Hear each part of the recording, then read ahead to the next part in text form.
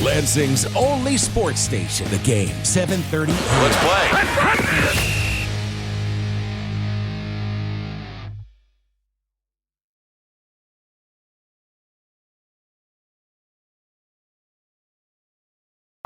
Good evening and welcome to Dowding Industries' presentation of high school football. Here on the Game, 7:30 a.m. WVFN, also brought to you by the Lansing Sports Commission. I am Brock Palmbush. Excited to have you with us here tonight. We got a good one in the CAAC Blue. It's homecoming at Grand Ledge High School. The 4-0 Comets of Grand Ledge will host the 3-1 Everett Vikings. A busy 6 o'clock hour coming up before Eric Doc Love joins me from Grand Ledge High School. We've got interviews. First, with the head coach of the 3-1 Everett Vikings, Jaleel Canny, a former Viking himself. Followed up by Joe Bry, the veteran head coach for the Comets of Grand Ledge. And then my two-part interview with Brian Calloway, the prep sports editor of the Lansing State Journal and LSJ.com. And then Eric Doc Love will join me just before 7 o'clock for game coverage of Everett at Grand Ledge. But first, it's time for another edition of This Week in High School Sports with John Ross. The Scholar Athlete Award rolls into its 35th year, and a quarterback goes from Blake Shelton's team to the Grass Lake team. We'll explain. I'm John Ross, and this is This Week in High School Sports, powered by Michigan Student Aid. Applications are now being accepted for the MHSAA Scholar Athlete Award presented by Farm Bureau Insurance. 32 student athletes will eventually be selected to receive $2,000 college scholarships. This is the 35th year of working with Farm Bureau on these awards. Since the 1988-89 school year, Farm Bureau has handed out $1 million in scholarships for the Scholar Athlete Award.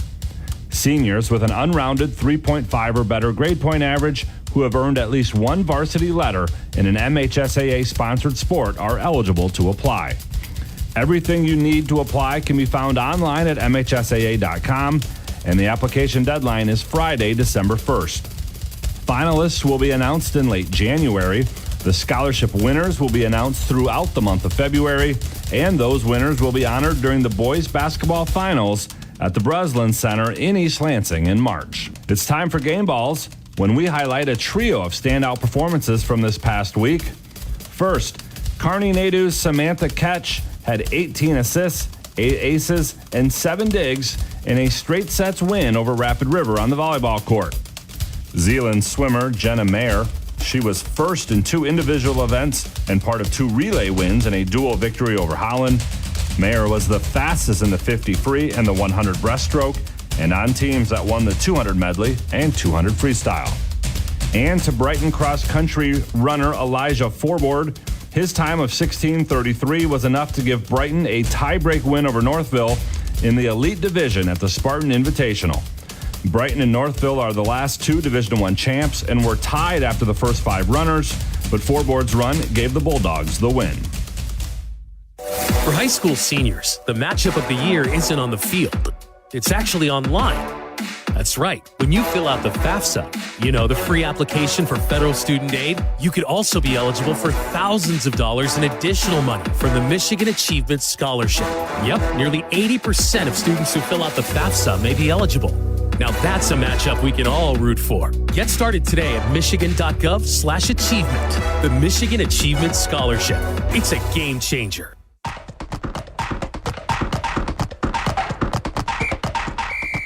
Our weekly Be the Referee feature takes a look at the fine art of officiating with registered official Paige Winnie.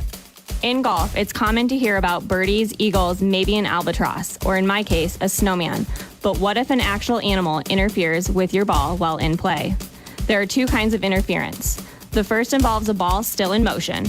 If you are putting and a squirrel darts out and stops or redirects your putt, you simply get a do-over from the original spot. Off the green, if a moving ball is stopped or redirected, you play the ball from where it ultimately stops. If your ball is stopped and a seagull picks it up and carries it off, you just replace the ball to its original spot and proceed. It doesn't happen often, but now you know how to deal with squirrels and seagulls in addition to birdies and eagles. Thanks, Paige. Now more than ever, we need officials. If you're interested, please go to the MHSAA website now to register. Quarterbacks are used to using their voice in the huddle, but how many of them get to use it on a stage in front of a national audience while singing? That's the case for Grass Lake junior Braden Lape. He has Grass Lake off to a 3-0 start this year, throwing for 260 yards a game and a total of 10 touchdowns so far. In the offseason, Lape was on a different team. Competing on the 22nd season of NBC's The Voice, Lape was on Blake Shelton's team and ultimately placed 5th in the singing competition. From there, he spent the summer touring the East Coast and performing at some events closer to home like the Jackson County Fair.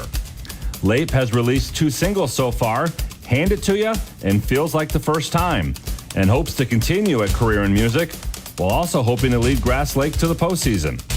You can follow Braden on Instagram for updates at Braden_Lape24. And to hear and see some of his performances from The Voice, go to MHSAA.com and check out Doug Donnelly's article on the singer/quarterback. You've been listening to This Week in High School Sports, powered by Michigan Student Aid, a production of the MHSAA Network. Thanks for joining us. I'm John Ross, and we'll see you next week. Lansing Sports Station, The Game, 7:30 a.m. Joining us now on the pregame show, the 4th-year head coach for the Vikings of Everett High School. He's Coach Jaleel Canty. Coach, thanks so much for coming on. Thank you for having me. I truly appreciate it. And congratulations on the start so far, 3-1 on the season. Big win over Kalamazoo Loy Norix, 42-0 last Friday. Very good performance from your quarterback, the junior Najai Davidson. 3 touchdown passes, 114 yards passing. Not a whole heck of a lot of yards, but 3 touchdown passes. That's pretty good. Yeah, I mean, absolutely. He's a guy who's grown a lot. He got thrown into the fire a little bit as a freshman. We got moved up for our last couple games, and last year kind of had to go through the bumps and the bruises, being a young guy with a young group. And now he's starting to see it all come to fruition. So I'm really excited about him as well as the future and the rest of the season going forward. So what has been the difference for him? And I remember him as a basketball player as a freshman. What's been the difference for him? Is it just natural, physical maturation or something else? Honestly, I think it's just the maturity that comes with growing up as a young man. Okay. I think that he started to really take football seriously. He started to really envision himself playing at the next level. So he started to take the steps to prepare himself. And playing quarterback in high school, a lot of that is mental. Mentally preparing himself, showing up this summer, getting in great work with the skill guys. And he's been doing a great job. So also plays defense for us. So, he's been doing a really good job maturity-wise, trying to step up. Coach Jaleel Canty for the Everett Vikings joining us here on the pregame show. Just taking a look at your roster here. Participation, not only a factor, it's a factor in a lot of places. A lot of times in smaller schools, I see you have fewer than 30 full-time players there. And how difficult has it been to get kids to come out and play football? Yeah, well, I mean, what I will say is, as far as our participation, we've got a lot of guys on our junior squad. Okay, good. So we've worked really hard at trying to. We don't necessarily have a feeder program. Our school district just started 7th and 8th a few years back. Yep. So we're working really hard to try and maintain and retain guys who play for us. But 30 guys, I think, is very, very similar to what it was when I was in school 10 years ago. So it's just it's just a thing. Being in an inner city school, trying to get guys to come out. You got eligibility issues. You've got just guys who don't play football or guys who aren't accustomed to it and different things of that nature. So it's just something that, you get used to and you fight through. You work guys that really get in shape in the summer. So we have quite a few guys that play both ways. I think we're solid with our group that we have. Well, amongst the guys you have Lejeune Lubrin, who's a senior wide receiver and a defensive end. You don't see that a whole heck of a lot. And Javari Funchess, just a sophomore, listed as a running back and a linebacker, 5'10", 190 pounds. Sounds like Javari's, has got some room to grow, but he's pretty good now. Yeah, I mean, first off with Lejeune, this is his second year ever playing football. Last year, he came out late. He's one of the guys that we were able to get off the hoop squad, and he's a long, athletic, very, very silky smooth dude. So we kind of threw him at defensive end so he could work on rushing the passer. So that was his first ever snaps of playing defensive end. Wow. And we found out he was tough right away. So this year in the summer, he's really, really sharpened his skills and his toolbox at wide receiver. And we think he's going to have a really good chance to play ball at the next level. So he has really good film already. He's been making some explosive plays. And Javari, he's a man-child. He played 9 games, all 9 games as a freshman last year, and started both ways at 14 years old. That's a testament to himself. His work ethic. Playing in the Blue Conference it's no joke playing in this conference. Nope. So for him to be able to have the skill set and be able to be locked in to do that, he has a bright future. I think he's going to end up probably a Division I guy. He has all the tools, all the skills. Just got to continue to work and get better. Jaleel Canty, the fourth-year head coach for the Vikings of Everett High School, joining us here on the pregame show. But before we talk about your opponents in Grand Ledge, what's been the difference since week 1? You lost a close game to Sexton, and that was a messed up situation because of the weather that went through the area, and had to come back the next day and finish. And you were leading a good portion of the game before Sexton came back and beat you guys. How tough was it to get the kids mentally back up after the tough week 1 loss to Sexton? Yeah, like you said, it was tough. Not just for us, for teams around the state. You've seen a common theme for teams that were leading that had to travel again the next day. Mm-hmm. The guys just, it's just very hard. I'll just be honest, it's very hard. And it's not to make an excuse because hats off to Sexton. They're 4-0 right now. That's a really good team. Yep. But we had a really good grasp of that ball game. But in talking to our team, our goals were all still attainable. We want to make the playoffs. We want to have a shot at winning the conference, and we want to compete in every game. So those goals are still attainable. So we just got back to the drawing board and tried to really focus in and hone in on what it is we wanted to accomplish. And we still had everything in front of us. So now we're just taking it week by week. We're able to take care of weeks 2, 3, and 4. So now we're on to week 5, and we're excited about the opportunity. And you're going to play the Comets of Grand Ledge. You talk about one of those 4-0 teams along with Sexton, the Comets of Grand Ledge. Maybe a surprise to a lot of people at 4-0 considering all the players that they lost last year. But they've looked really, really good. Tough win over Westside arch rival Waverly last week in double overtime, 21-20. Tell us your thoughts on the Comets of Grand Ledge, coached by Joe Bry. Yeah, Coach Bry does a great job with his program. You knew last year, they had some studs. But their JV was very good last year. Their freshman was very good last year. And he does a good job of implementing his program so they're all up to speed and they're all doing a really good job. So as far as them on film, like you said, they're a really good team. They present a lot of challenges offensively with throwing the ball, the ability to run the ball, a lot of misdirection. And then defensively, they're a very disciplined team. They don't give up a lot of big plays and make you earn every yard. So it's going to be a challenge for us. I think our kids are locked in. We're really focused. We're excited. Like I said, excited for an opportunity to compete and not taking it for granted. So we know that Grand Ledge is a very viable opponent.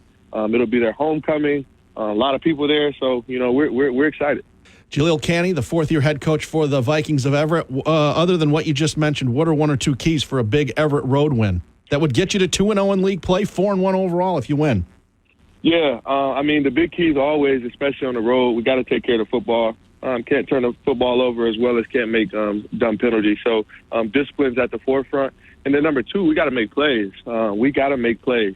There's going to be opportunities for us to make plays, and when they're there, we have to make them. Got to make the catches, got to secure the kicks, got to do all those little things to make plays. And I think those are things. I always tell my guys, you have players, you have playmakers, and the playmakers show up for games like this. So we're excited. We just got to be disciplined, and I think we'll have a shot. He's the fourth-year head coach for the Vikings of Everett High School. 3-1 on the season. Coach Jaleel Canty, thanks so much for coming on. Best of luck against Grand Ledge, and best of luck the rest of the way. Thank you. I truly appreciate it. And you're listening to your trusted source for high school sports coverage. The Game, 7:30 a.m. WVFN, brought to you by Dowding Industries and the Lansing Sports Commission. WVFN.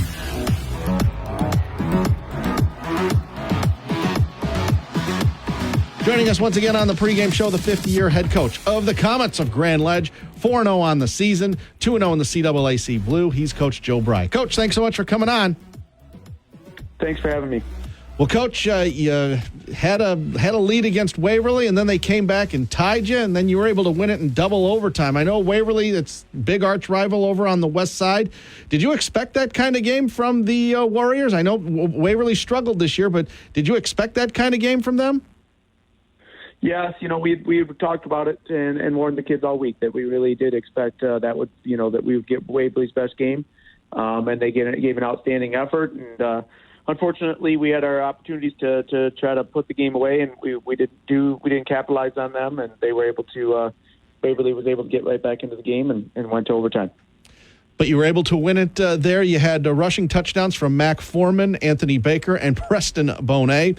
I want to ask you about Anthony Baker. He's a true freshman, a ninth grader, and he's playing an awful lot for you this year. He's pretty much the main backup for Mac Foreman, at least what I could see in the Holt game that we did a couple of weeks ago. Talk about his development and his talent, because just seeing him in the brief time I have, he looks at home on the varsity squad.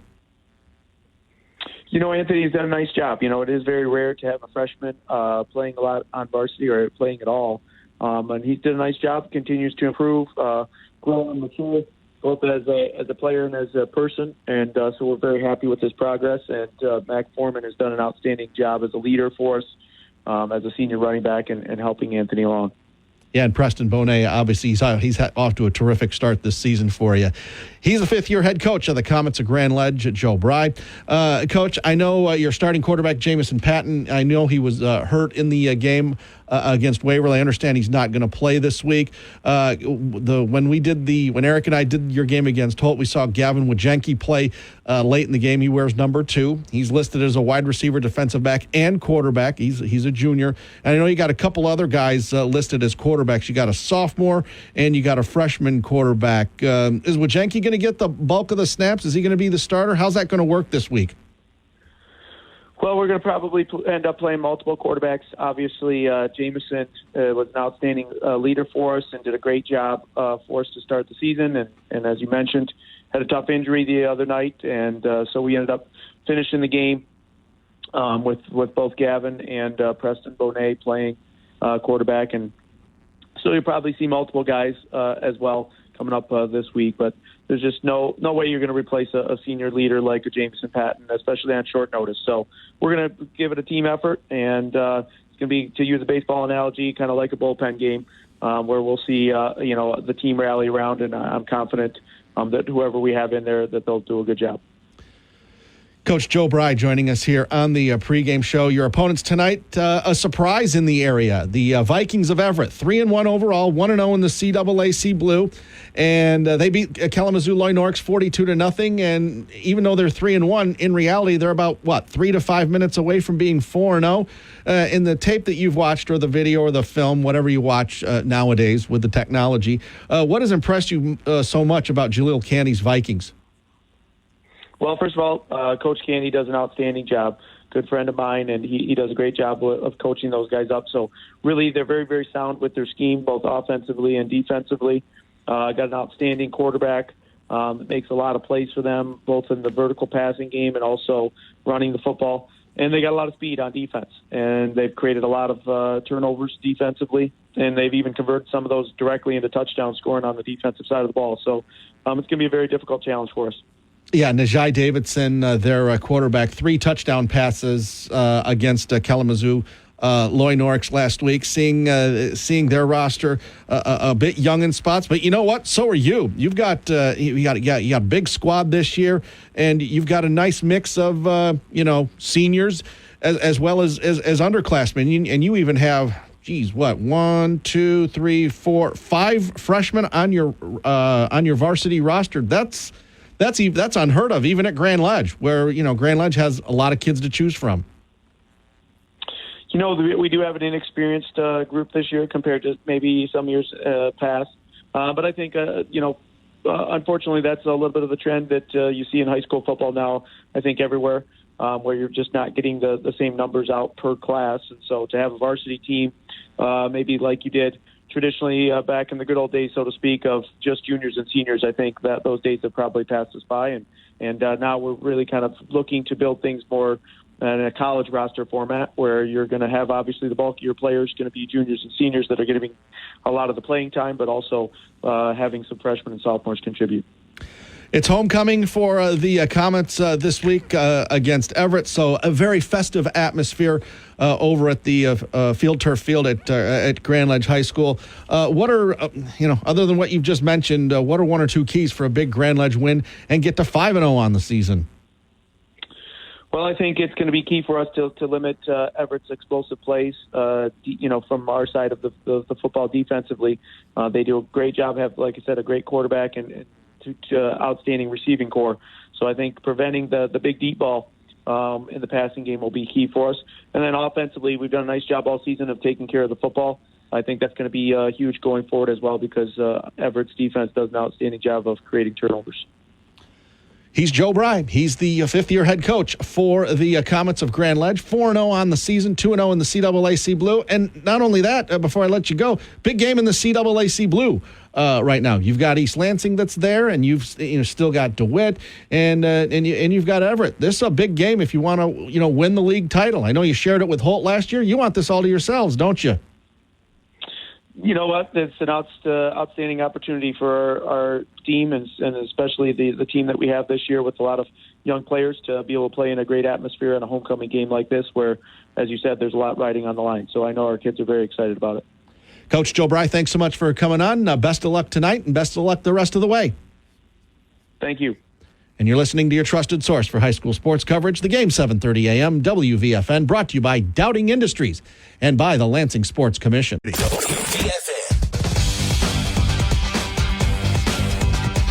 Joining us once again on the pregame show, he is the prep sports editor for the Lansing State Journal, LSJ.com. He's Brian Calloway. And Brian, we're already at week number 5, so man, the season goes fast, doesn't it? Hey, it definitely does, that's for sure. Well, there were a number of interesting games last week. We are now down to 5 area teams who are undefeated, and one 8-player team that's undefeated. That's Vermontville Maple Valley. The 11-player teams are Grand Ledge, Mason, Sexton, Portland, and Fowler.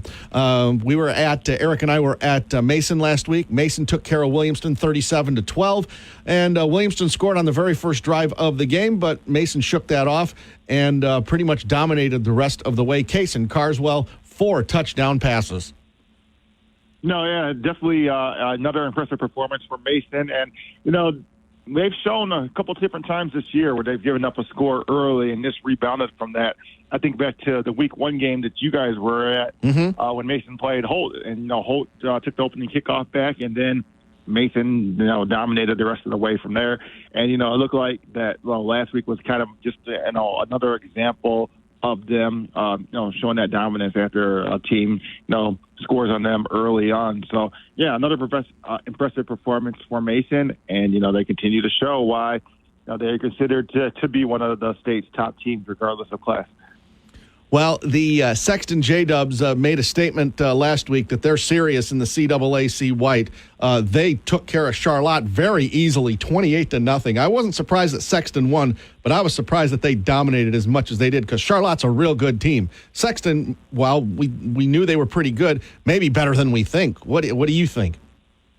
Yeah, they definitely was an impressive win. That's the game I was at last week, and to be able to see Sexton, take care of business like that, get some big defensive stops at various times. Even the time that Charlotte looked like they were going to score, they were able to force a turnover and get a fumble, and then ended up capitalizing on that as well too. But Joseph Pizzo has definitely been one of the key reasons why they have done what they have done, providing some stability at quarterback and, being able to make plays not only with his arm, but also being able to do some things with his legs as well, too. But, Sexton definitely, cemented its case as a contender at the CAAC White with that victory last week. Brian Calloway, prep sports editor of the Lansing State Journal, LSJ.com.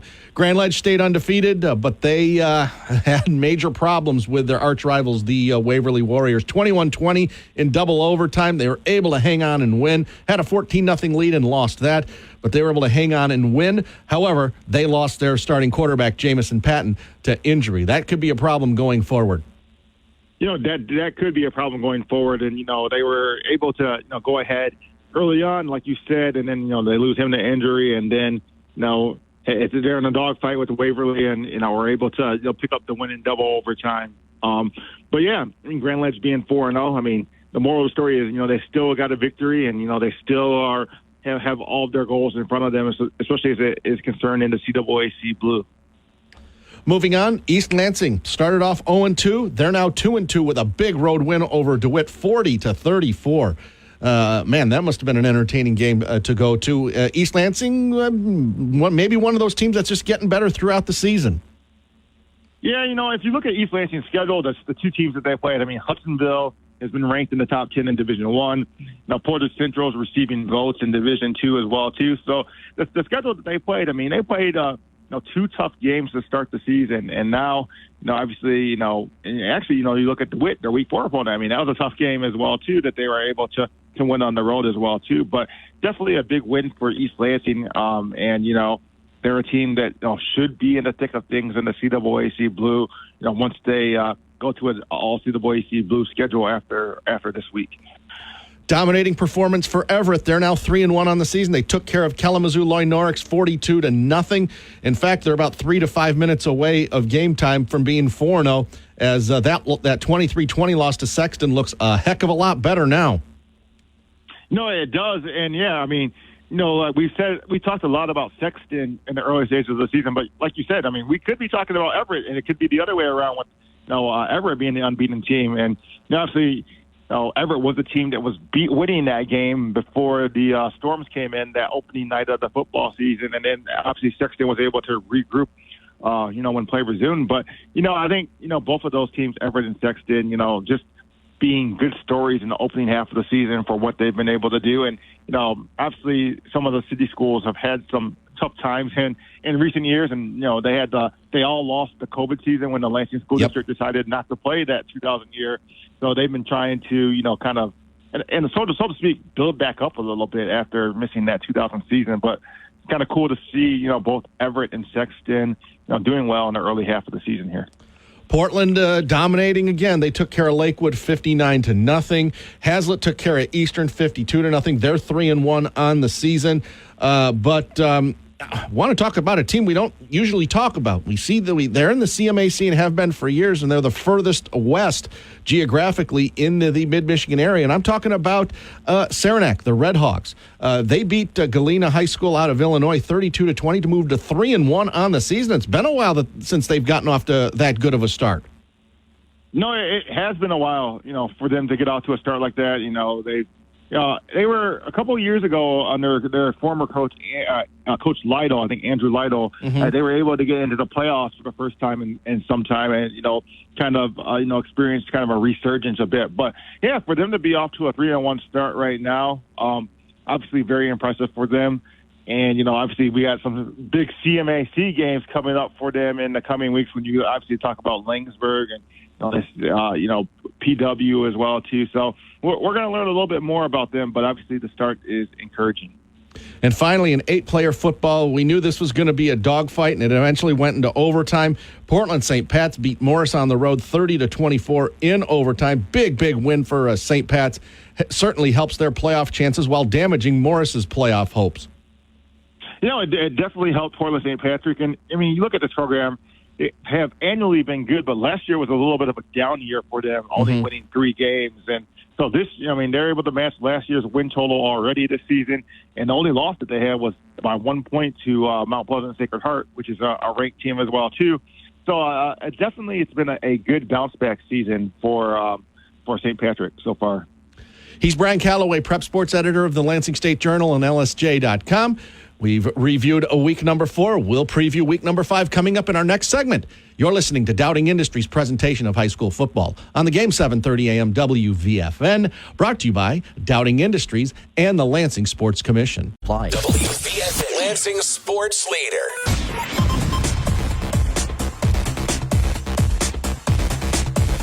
Back for another segment with Brian Calloway, prep sports editor of the Lansing State Journal, LSJ.com. All right, let's start in the CAAC Blue, and the big matchup is DeWitt at Holt. Both of these teams, they've lost a couple of games. Both these teams looking to make the playoffs again this year. Holt, a little bit down this year. DeWitt might be a little bit down this year. This could be a tight one at a Holt High School, and both these teams need a win badly.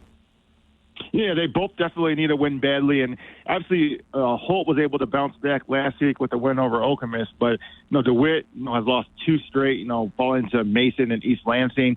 DeWitt's played a tough schedule early on. If you look at the teams that they've played, and also having Hazlitt, in their Week 1 opponent, and that was their Week 1 win. And Holt has also been tested with 2 of their losses coming to Mason and Grand Ledge, which are still unbeaten as well too. But I think DeWitt bounces back here and into their 2-game losing streak and picks up the win in this matchup. If they win that would get them to 2-2 on the season. Remember, only playing an 8-game schedule this season. The game that you're going to be at Mason, Hazlitt at Mason. Mason, one of the best teams, probably the best team in the area, and one of the best teams in the state, certainly in Division III. But they play a dangerous Hazlitt opponent, the Amakri brothers, Nakai and Corey. They've been outstanding this season. I took Mason in this one because they're at home, because I think just their overall talent's just a little bit better than Hazlitt. But, man, Hazlitt's very, very dangerous because of those 2 kids. Yeah, Hazlitt is definitely dangerous because of those 2, and obviously they've been fantastic in the opening half of the regular season here. Obviously, Hazlitt's the only team that's beaten Mason in CAAC Red competition since the start of the 2019 season. So, they are very capable of doing it. I've got Mason in this one, though. I think that they get the job done and take the driver's seat in the CAAC Red race here. Yeah, certainly. If Mason wins that one, the league title, while not mathematically theirs, it pretty much will work out that way. Lansing Catholic is at Portland. This is a great rivalry in the last, 10, 15 years or so. Portland has looked fantastic so far with their head coach, John Navarre, and his son, Dominic, who's playing quarterback for them. Portland's looked great so far. I took not Mason, but Portland in this one. How do you see it? I also took Portland in this one as well, too. I think that, they've just, like you said, they've had a dominant start to the season. They're winning games by at least 4 scores on a regular basis so far as well, too. So I think the Raiders get to 5-0 and win this game. Can't wait for them to play Sexton later on in the season, week number 8. Portland at Sexton could both be 7-0 at that point. In the CMAC, touched on Saranac in the last segment, and they've got a big one tonight against Langsburg. They've got to go to Wolfpack country to play Langsburg, 2 teams that need a win if they want to go to the playoffs. No, yeah, they definitely do. And Langsburg got off the 2-0 start, but they've dropped their last 2 games. And playing, obviously, Palama Westphalia was one of those opponents that they played. I like Langsburg at home in this one to end their 2-game losing streak. Moving on into 8-player football, the only 8-player team that is undefeated is Vermontville Maple Valley, and Maple Valley hosts Lawrence tonight. Does Maple Valley get to 5-0? I do, and Maple Valley's off to their best start. I think since 2001. I think I was doing some looking back on their schedule, but yeah, it's been since 2001 since the last time that they were off to a 4-0 start. So it's definitely been an impressive early half of the season for them, and I think they get to 5-0. Oh, man, great season for them. And taking a look at some other action around the area, Portland St. Pat's, big win over Morris last week. They play Breckenridge on Saturday. Breckenridge has been a pretty good program so far, in the last few years. But, St. Pat's at home. I got St. Pat's at home in this one. It's hard to pick against them. I know they lost at home to Mount Pleasant Sacred Heart in week number 2. Or at least earlier this season. But I got St. Pat's in this one. How do you see it? Yeah, I think St. Patrick wins as well, too. Breckenridge is still looking for its first win this season, and obviously they've had some success in recent years, but it looks like they're a little bit down this year, so I've got Portland St. Patrick. And finally, the game that Derek and I are going to be at, Everett at Grand Ledge. Everett 3-1 on the season. Grand Ledge at 4-0. Everett with their quarterback Najai Davidson. He's played very, very well. Everett, not the deepest team in the world. Grand Ledge will have a big advantage there simply because of the amount of players that both teams have. But Grand Ledge is without their quarterback, Jamison Patton. Got hurt last week against Waverly, and he is not going to play this week. Who knows going forward? It's homecoming at Grand Ledge. I took the Comets in this one, but I think this game could be tight. How do you see it? Yeah, I think it could, kind of give similar vibes to the game last week that they had against Waverly and be a little tight. The one thing for Grand Ledge, they already had to navigate, life without Jamison Patton, during the middle of that game. So now they've had, some time to prepare for that as opposed to kind of being thrown in a game situation. So, that could actually help them, in that matchup, knowing that they've, had a week of preparation and kind of knowing what they're going to go in the direction they're going in, without their starting quarterback. I went with Grand Ledge at home to pick up the win in this one. And you touched on it earlier in this segment, but even if Everett and Sexton don't, go far into the playoffs, or in Everett's case, get into the playoffs, it's so nice to see Lansing City schools do very, very well in football because, like you said in the first segment, it's been a struggle at Eastern High School. It's been a struggle at Everett and Sexton recently. So nice to see them back up and competitive once again. It is. Sexton hasn't been off to a start like this since the 2014 year, and that was the year that they made plenty of noise in this area and became the first Lansing School District program to make it to Ford Field and play in a state championship game. And obviously that was a part of a stretch where Sexton had several good years in a row. And then, obviously Everett, when Jalil Candy, their coach, was playing, they had some pretty strong seasons as well, too, with him and some of those guys on the staff that he had, like Lucas Barner and whatnot as well, too. So, both of those programs have done some good things, in the not-so-distant past. And, obviously they're, off to some impressive starts. And it'll be interesting to see how they can maybe build off of these things as the second half of the season approaches here. He's Brian Calloway, prep sports editor of the Lansing State Journal, LSJ.com. Brian, thanks so much. When we talk next week, we will review week number 5 and preview week number 6. Thanks again, sir. Hey, thanks for having me, Brock. I appreciate it. And you're listening to your trusted source for high school sports coverage, the game 7:30 a.m. WVFN, brought to you by Dowding Industries and by the Lansing Sports Commission. Lansing Sports Leader, WVFN.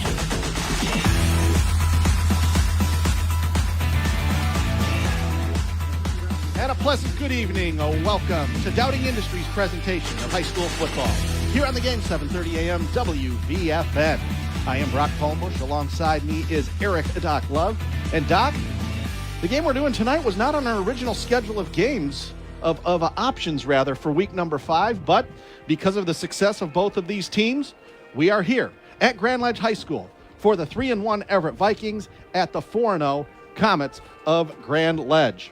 Dowding Industries' presentation of high school football brought to you in part by the Lansing Sports Commission. No matter the sport, the Lansing Sports Commission can make your next event your best event. Plan on something greater. Find out more at lansingsports.org.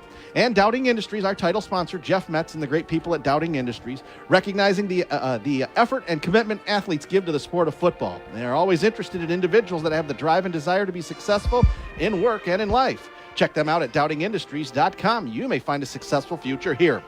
I'm Brock Palmbush. He is Eric Doc Love sitting to my left. And we're looking forward to this one, Doc, tonight. Comets, homestanding. It's homecoming for the Comets. They beat Waverly in double overtime last week, 21-20. But unfortunately for them, their starting quarterback, senior Jamison Patton, is out. At least for this game and for the foreseeable future. So you heard in the pregame interview, they're going to try 2 or 3 different guys at quarterback, and they've got guys to do it. Most notably, Preston Bonet, probably their best offensive player. Yeah, the junior wide receiver / defensive back has been very good for Coach Joe Bry this season and for the previous couple seasons. Actually, he's been on the varsity roster for a couple of years now. And he stepped up and had the game-winning rushing touchdown in overtime last week in their win against Waverly. And he's been fantastic for them. They'll have to rely on some other guys like senior Mac Foreman at running back, who's been very good this year, had 3 rushing touchdowns in their win against Holt, had 1 last week as well in their victory. And they'll miss Jamison Patton. He's been a solid quarterback for them, but next man up, as they always say. As for the Vikings of Everett, well, they beat Kalamazoo Loy-Norix 42-0 last week. They are led by their junior quarterback, Najai Davidson. 3 touchdown passes against Loy-Norix, 114 yards passing. And he's got good wide receivers in Lejeune Lubrin and Javari Funches. Funchess had 2 touchdown catches. LeBrin had the other one. They're coached by Everett Viking himself, Jaleel Canty, in his 4th season. Nice to see the city of Lansing schools, not just Everett, but Sexton, having really good seasons this year. Yeah, they did not play at all in the Lansing schools in 2020 during the pandemic. Everett has struggled the last 2 years, or previous years since then, in 21 and 22, and sitting at 3-1 right now. Brock last year, they scored a total of 72 points. They've had 69 combined in their last 2 games in their wins against Kalamazoo, Loy Norrix, and against Waverly as well. They scored 40 in a win against Eastern the week before that in their 3-game win streak. And the Vikings have been looking very good, and a team that has really flipped the script and played fantastic here early on. That's why we're seeing them here in Week 5. Yeah, exactly. It's a tribute to both teams as to why we're here tonight. As we said, this was not one of the original games that we were looking at. We were looking at other possibilities like DeWitt at Holt, which is one of the other good games, Hazlitt at Mason, which is the marquee game in the CAAC Red. Let's see. Whoever wins that game basically is going to win the Red this year. But pretty much, yes, pretty much. Lansing Catholic at Portland, which was our number 1 option coming into the season. It still could be a good one, but hey, I mean, with 4-0 Grand Ledge, 3-1 Everett, we had to be here tonight for homecoming at Grand Ledge. And we don't get a chance to see the Lansing schools as often, at least the Lansing City schools, because of their early start times when they play at home. They play at 5 o'clock. 5 o'clock. So we don't really get those opportunities to see them. And, with Everett playing as well as they have under Jaleel Canty right now, it's nice to see a local school. And, if you were looking at the Lansing State Journal, like the preseason stuff for the CAAC Blue, neither of these teams were picked towards the top. No. Everett was picked, I think, 2nd or 3rd to last. So they've surprised some people right now. Only 1-0 in the blue, but have a chance to go 2-0 tonight. And yet they're about 3 to 5 minutes away from being 4-0, losing to Sexton 23-20 in the game that was delayed because of the horrible storms that went through the mid-Michigan area back 4 weeks ago. Yes. This is not the only game in the area. Mentioned some of the other games around the area. We will take a look at East Lansing at Grand Blanc, Everett, the game you hear here tonight, Everett at Grand Ledge, DeWitt at Holt, Okemos at Waverly, Hazlitt at Mason, Eastern at St. John's, Fowlerville at Williamston, Ionia at Charlotte, Sexton at Lakewood, Eaton Rapids at Olivet, Catholic at Portland, Stockbridge at Bath, Fowler at Dansville, Saranac at Langsburg, Flint Southwest at Perry, Shepherd at Ovid Elsie, Leslie at Manchester, and an 8-player football, Weberville at Brighton, Morris at Fulton, Lawrence at undefeated Vermontville Maple Valley, who's 4-0 on the season. Playing tomorrow, Portland St. Pat's is hosting Breckenridge, and PW is playing at Central Michigan University against Sheboygan, that at Kelly Short Stadium tomorrow afternoon. Oh, yes, and PW, they're only playing their arch rivals Fowler next week. One of the games we are considering for next week, depending on the results of what happened this weekend. That's our number 1 option for Week 6 as of right now. But yes, a lot of things depend upon what happens tonight, because we like to take it week by week. Teams realize that old adage, well, we're taking it 1 game at a time. So do we, as choosing our broadcasts. Exactly. Right now, Grand Ledge is honoring the 1973 Grand Ledge football team that went 9-0 on the season. I was told that of the 46 players that were on the roster, 32 of them are here tonight, as well as all the coaches that are still living. Not all of them are alive, unfortunately, at this point. They're all here, as well as 6 of the cheerleaders from 1973, the fall of 73. So how about that? I'm looking at the banner down there, and their slogan was 9-0, none to go. And they couldn't play any more games because there was no playoffs. Nope. Back in 1973. 1975 was the first year of the playoffs, which was the first year of the Pontiac Silverdome, which is why indoor stadium, they wanted to play the finals in a neutral environment, shall we say. And a covered environment, too, at that, happening in November. Yeah, exactly. So the Grand Ledge band out on the field honoring all the members of the 1973 team that went 9-0. And we'll get things underway here in just a little bit. And, Doc, your keys to tonight's game. Well, people were listening to the pregame show. You were interviewing Coach Jaleel Canty for Everett. For them to win tonight, take care of the ball. You have to take care of the ball on the road, especially. You can't have those big turnovers. You can't have any situations where you're getting stupid penalties, false starts, whatever, jumping off sides, things like that. Playing clean football tonight would be the biggest thing for them. And then they need plays, big plays, and it's got to be either in special teams or on defense, one of those two, The offense, I think, is going to be able to move the ball and get some points into this. But I think, one or two key plays, either a turnover on defense or a kickoff return. Forcing a turnover or getting a kick return, for a long score, or maybe even something that puts you in the red zone or something like that, will be key for them. For Grand Ledge here at home, it's homecoming, man. Without their starting quarterback, Jamison Patton, I think just being able to control the clock will be biggest for them. Be able to have a 3, 4, 5, maybe even a 6-minute drive would be amazing for them. I think they want to be able to run the ball, slow things down, take as much of the clock as they can, and then defensively, you got to stop these wide receivers, man. Receivers are talented for Everett. Talk about LeJune LeBron and Mason Chadwell as well, who got an offer from Marshall too. Those guys have been fantastic. Jabari Funchess as well. Jabari Funchess too. So they got three legit weapons on offense for Coach for quarterback Nizai Davidson. So defensively for the Grand Ledge Comets, they got to stop that passing game for the Vikings. Grand Ledge in the home blue uniforms with gold numerals, blue helmets with the gold interlocking GL on their helmets. Everett in the road white uniforms with red numerals, black trim. The white helmets with the Everett Viking logo emblem on their helmet. Only on the left side, by the way. Only on the left side. Oh. Opposite of the Pittsburgh Steelers, who only has the Pittsburgh Steeler logo on the right side of their helmet. Yeah, so the Viking logo on the right, and then nothing on the other side. Interesting. On the left, and then nothing on the right side. There you go. 12 minutes are on the clock, but the band is still out on the field, and they're still honoring the 1973 Grand Ledge team that went 9-0. We will have a little bit of a longer halftime because of homecoming. 3 weeks in a row we've had this, Brock. Week 3, it was Grand Ledge at Holt. It was Holt's homecoming. Week 4, we did Williamston at Mason, and it was Mason's homecoming. And now Everett at Grand Ledge. It's Grand Ledge's homecoming. So we're the homecoming broadcast team, apparently. I guess. Just working out that way for us. This is an east-west stadium. Goes from west to east. Not too many around the area are that way. I know Williamston is. Can you think of any other ones? Not at the top of my head. Williamston, one of the few places where it's not actually at the high school, it's actually at the old high school. Correct, for Williamston, in town. But this is one of those ones where it's literally like downtown Grand Ledge, like literally downtown, basically. I mean, literally, 2 blocks away is downtown. is the downtown area right by the Grand River and the bridge and everything. So, yeah, and they're just finishing up honoring the team here, and we'll be ready to go.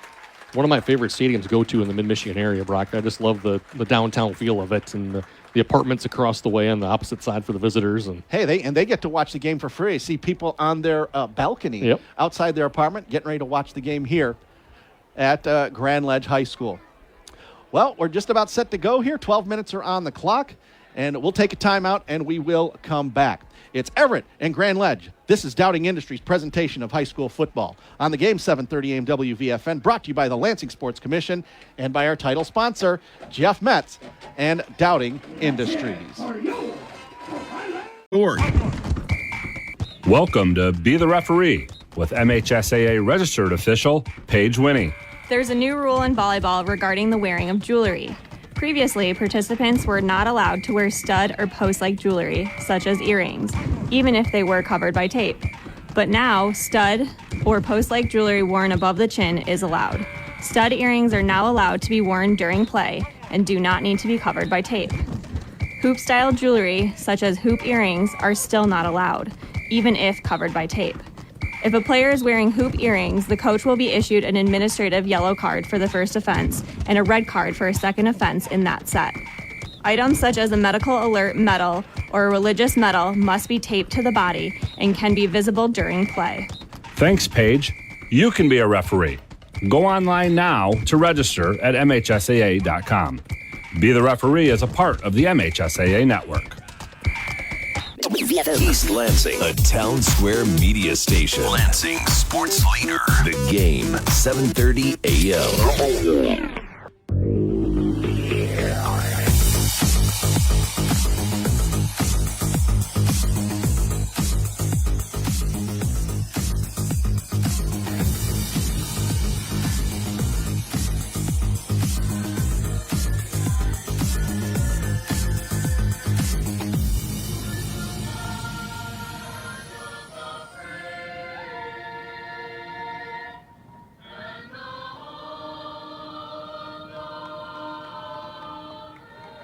That sounds great.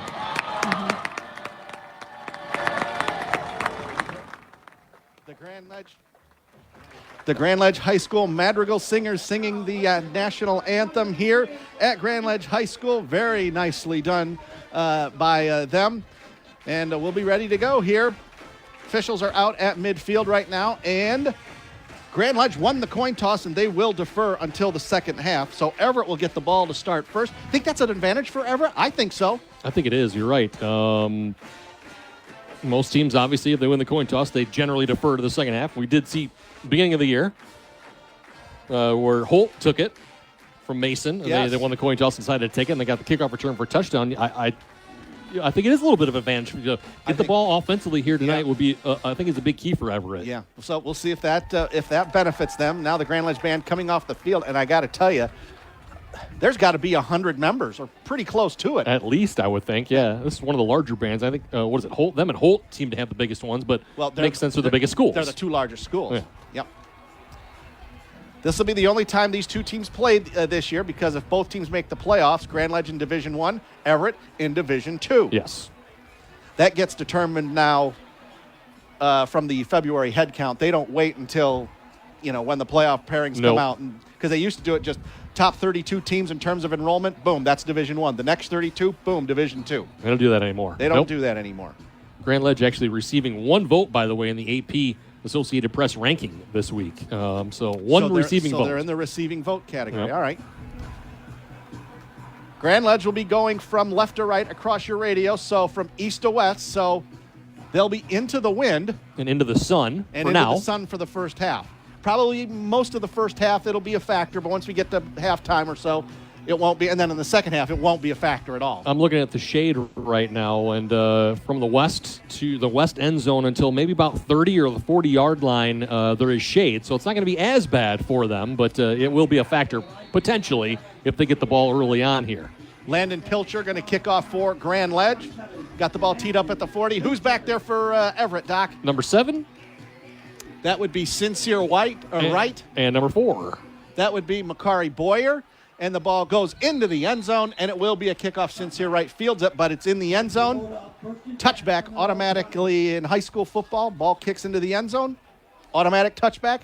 Everett will bring it out to the 20-yard line. Here comes the Vikings, and they're led by number 3, Najai Davidson, 5'11", 180-pound junior. He's a quarterback and a safety on defense. On the season, 37 for 73 for 659 and 9 touchdowns passing. Davidson, all by himself in the gun. Everett having to bring another guy out on the field. Yep, that is Davidson. He's in the pistol formation. He's got a running back behind him. First play from scrimmage. Handoff. No, flea flicker. Davidson throwing it deep. He's got a man out there, and it's incomplete, but we've got flags. Looking for number 6 out there, Lejeune Lebrin. The flea flicker pass, he handed the ball off to number 2, Javari Funches. Tossed it back to Davidson, the quarterback, and some contact down the field. So they go for a big play to start the ball game, and it's going to work out in their favor, at least for yardage. 15-yard penalty and move out to the 35-yard line. Obvious call there. Lots of contact. The safety for Grand Ledge. Couldn't quite catch who that was. Lebrin had a little bit of a step, and then the ball kind of floated on him. A little bit underthrown. Just a tiny bit, and that actually might have helped them out because of the defender ran into the receiver at that point. 23, Logic Loyola in the backfield, and he gets the handoff from Davidson around right side, 35, 40, 45, out close to midfield. I think he's in Grand Ledge territory. Number 23, Logic Loyola. L-Y-O-L-A. Loyola, yep, I'm going to go with that. Good job. Nice gain by Loyola. 16 yards on the ground.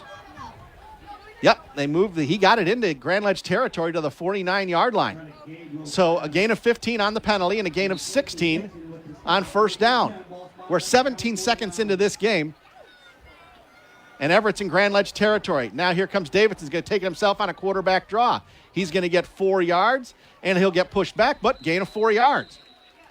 designed quarterback run right there. He just took the snap in the shotgun and went between left guard and left tackle and got 4 yards. And it wasn't even a fake to the running back, too. It was just, you're right, took the ball and got right to the line of scrimmage. Gain of 4. Coach Julio Canny, I'm sure, will take that. 2nd and 6. Davidson in the gun. Funchess on wing on the left. 3 wide receivers, 2 right, 1 left. Dropping back to throw is Davidson. Looking, he's got a man going deep. It is overthrown, trying to get the ball to number 1, Mason Chadwell. He was open, would have taken a perfect throw as number 11, Mac Foreman, was out there playing corner. If it had been a little bit more air under the ball, if it had been more of an arcing throw instead of that kind of a direct shot there, he might have been able to run underneath the ball and catch it. You're right, but he had a bit of a step on the corner on that side, and we see Everett trying to go deep a couple plays in this ball game already. Love the aggressiveness. Mm-hmm. Well, they got the weapons. We talked about it. Yes. And this is our first time seeing Everett so far. I know we're only a minute into this game, but impressed so far. 11:05 to go, first quarter. We are scoreless. First drive of the game, Grand Ledge and Everett from Grand Ledge High School. Davidson in the gun. He'll fake. Now he's going to try to throw the ball, but the Grand Ledge defense snows him under back at midfield. And it's going to be 4th down. Jackson, McAllister, the junior defensive lineman, gets the sack on that play. No time for him to throw the ball, and then Everett's going to have to punt it away. Looks like number 23, Logic. Leola, 6 foot, 190-pound sophomore, plays running back and plays linebacker. Preston Bonet back there for Grand Ledge to receive it. Yep. Leola back in punt formation, 10:20 to go. Snap is good. Leola gets the kick away. It's away from Bonet inside the 20. This will be a good kick inside the 10. Going to roll dead at the 7-yard line. It's going to be down there by number 7, Sincere Wright. Not a pretty-looking punt, Doc, but very effective. 43-yard punt, no return. It'll be 1st and 10 Grand Ledge from their own 7-yard line. Brock doesn't have to look good. It just has to be effective, and it was extremely effective. He got lots of good bounces, too. 10:09 to go, first quarter.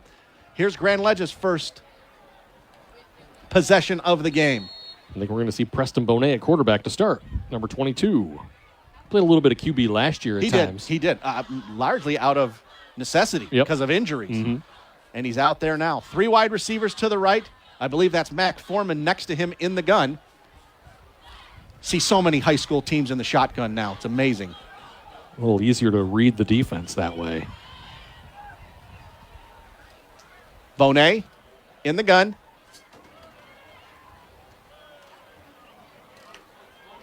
Now he's going to run it himself. Quarterback draw. Out over the 10. Out over the 15. Gets a block. Outside 20. 25, 30. Out of bounds outside the 30. Tackled out of bounds there. Grand Ledge looking for a flag as there was contact out of bounds, but none forthcoming. And he's going to get out over the 30-yard line to the 32, maybe the 33. Yep, 33-yard line, so 26 yards. Looked like an option on that play, but Bonet decided to keep it all the way. Didn't even fake an option pitch out there. He did have out with him, Mac Foreman was running right next to him. You know, that was Anthony Baker. My apologies. 28, Anthony Baker, the freshman. Yeah. Shotgun formation again. Bonet there. 3 wide receivers, 2 left, 1 right. Foreman next to him in the gun. Now he's going to run it again. This is another quarterback draw, 35. He jukes a linebacker and gets out to the 39-yard line before he's taken down by a slew of Everett defenders. But, man, he just juked one of the Everett linebackers out of his shoes for a 6-yard gain. Pretty similar play. This time run to the left. He decided to go against the grain back to the right. Found a little bit of a crease on that way. And before an Everett player can finally take him down. 2nd and 4 from their own 39-yard line. 9:30 and counting in the first quarter. We are scoreless. Everett at Grand Ledge. Bonet in the gun. 2 wide receivers left. Foreman next to him. Going to hand off to Foreman. That's Baker. Oh, that is Baker. Yes, out over the 40. Close to a first down. Yeah, number 28, Anthony Baker. He's close to a first down. He might be just a half a yard or less short. Nope, he got it. He got right to the 4 yards he needed. He got a good spot. You'll see interesting spots in high school. And he got the benefit of the doubt from the officials. Needed 4, got exactly 4, first down. A delayed handoff up the middle, right behind the center and the guard on the right side. And had an Everett player at his feet, but was able to fall forward to pick up the first. Bonet in the gun again. Number 25, Cooper Parks, a sophomore next to him.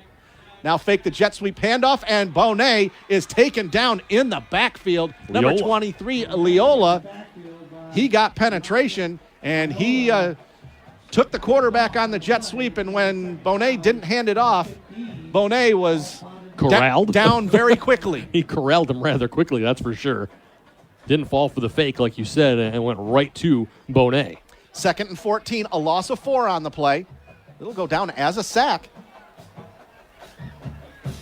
2nd and 14, 8:20 to go first quarter. Bonet in the gun, 2 wide receivers right. He's got a running back on each side. Now man goes in motion. Running left is Bonet. Goes up the middle, 40, 45. He's into Everett territory, and he's going to get the first down.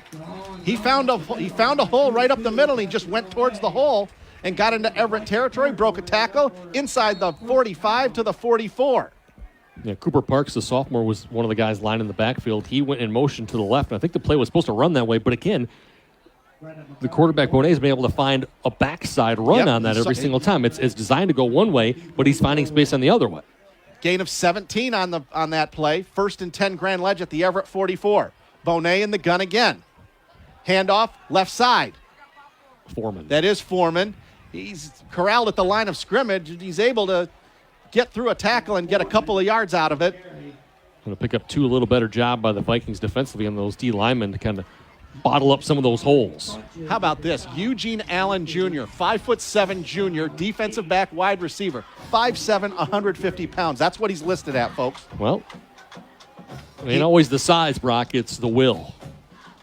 2nd and 8 for the Comets from the Everett 42. They started this drive on their own 7-yard line. Bonet in the gun again, rolls out to the right, looking to throw, and he's not going to get much, and he just flips it out of bounds. They're calling it incomplete.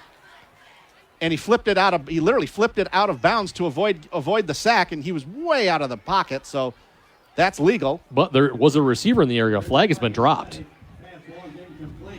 Officials talking to one of the Grand Ledge coaches. We're waiting to see it. I don't see a flag out on the field. No, the referee threw the flag. He dropped it right there in front of the coaches. Oh, there it is right there. Don't see it. We'll wait for the official word. 6:54 to go first quarter. We're scoreless. Everett at Grand Ledge. Brock Palmbush, Eric Docklove. Glad you're joining us from Grand Ledge High School. Nope. They waved the flag off. He was way outside the pocket, so it wasn't going to be intentional grounding. No, I think they were talking to see if there were any receivers in the area at least, or maybe a lineman downfield or something. It could have been that too. Yep. On a play like that that's kind of slow developing, you will see linemen go down the field a bit early. Start meandering away from where they need to be because they think it's going to be a run. Meandering, good word. 3rd and 8 from the 42. Big play for the Everett. Well, big play for both teams right here. Biggest play of the game so far. 6:54 to go first quarter. 3rd and 8. Bonet in the gun. He's going to run left. He's going to get outside, gets to the 40, gets to the 35, first down. Got the edge. Pushed out of bounds by Sincere Wright, and he's just taking the ball, and he's just running it around. He just ran it around the left end, and he got past everybody. He got there before the pursuit did, and he got the first down to the 33-yard line. He got to the outside. There's no contain out there from Everett. There wasn't a corner or a safety that could. Well, there's no wide receiver over there. Yeah, there's no receiver, so there wasn't anybody over there Nope. to kind of hold him in. There was an end, and the end could not keep him from running to the outside. It's a simple offense so far for Grand Ledge. It's just a lot of running, but Everett just hasn't had the chance to really slow him down. Bonet in the gun again. Running back on either side. He's got 2 wide receivers right. Handoff, that's Baker. Goes left side, gets inside the 30 to the 29, maybe the 28. Found something off tackle, a gain of 5. Makari Boyer with the stop for Everett on that one, but you're right, another 5 yards on the ground. Little counter play on that one. He fakes the handoff to one guy who goes right, and then the other one counters back to the left. 2nd down and 5. Ball on the Everett 28. Lights are on here at Grand Ledge. The field is now completely in shade. Bonet in the gun. Handoff, Baker again. Inside the 25, but not much further. He's taken down by a slew of guys. Najai Davidson, amongst others, in on the tackle. He gets down right to the 25-yard line, so it's going to be a 3rd and short. About a third and 2. I'd be surprised if they go to the air here. Been effective on the ground so far. Has only thrown one pass so far, and that was the flip out of bounds. Basically to avoid the sack, you're right.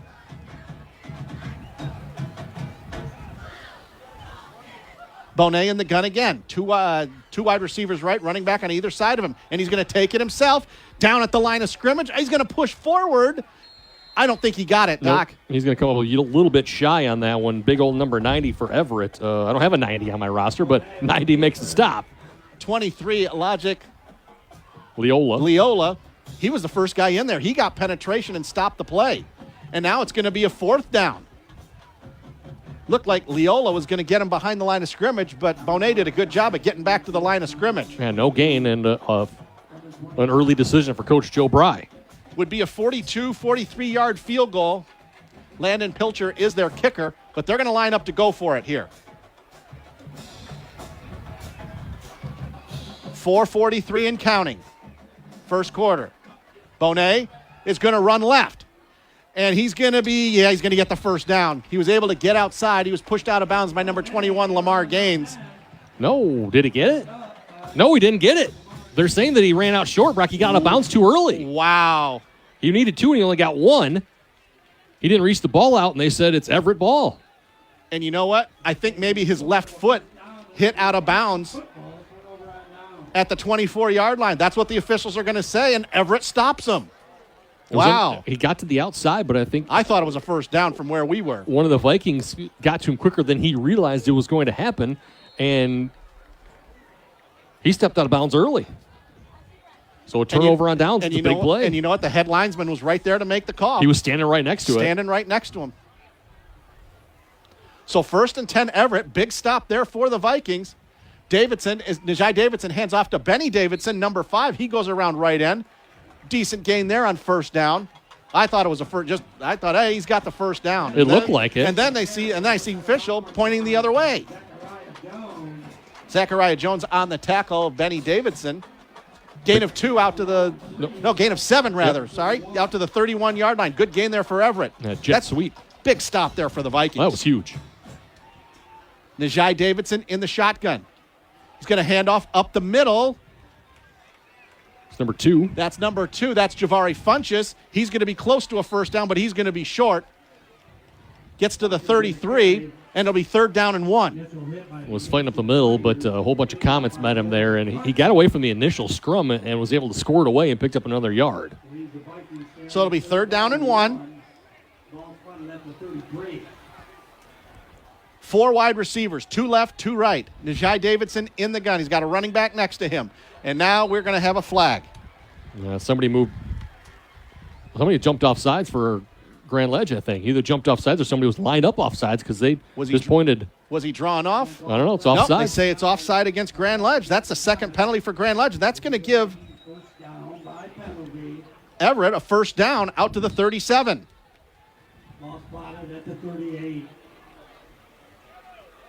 They say the 38, but it's really closer to the 37. So first down, Everett. Davidson in the gun. 4 wide receivers. Now man comes in motion. Fake handoff. Here comes Davidson out over the 40 to the 42, maybe the 43. Fake the jet sweep. Went up the middle himself and got a decent gain out of it. About 5 yards there to the 42. And he faked the jet sweep that time. The previous time he handed it off to him. That time he kept it. He saw a little bit of a crease up the middle and decided, I will take it this time, and picked up a solid 5. 2nd and 5 from the 43.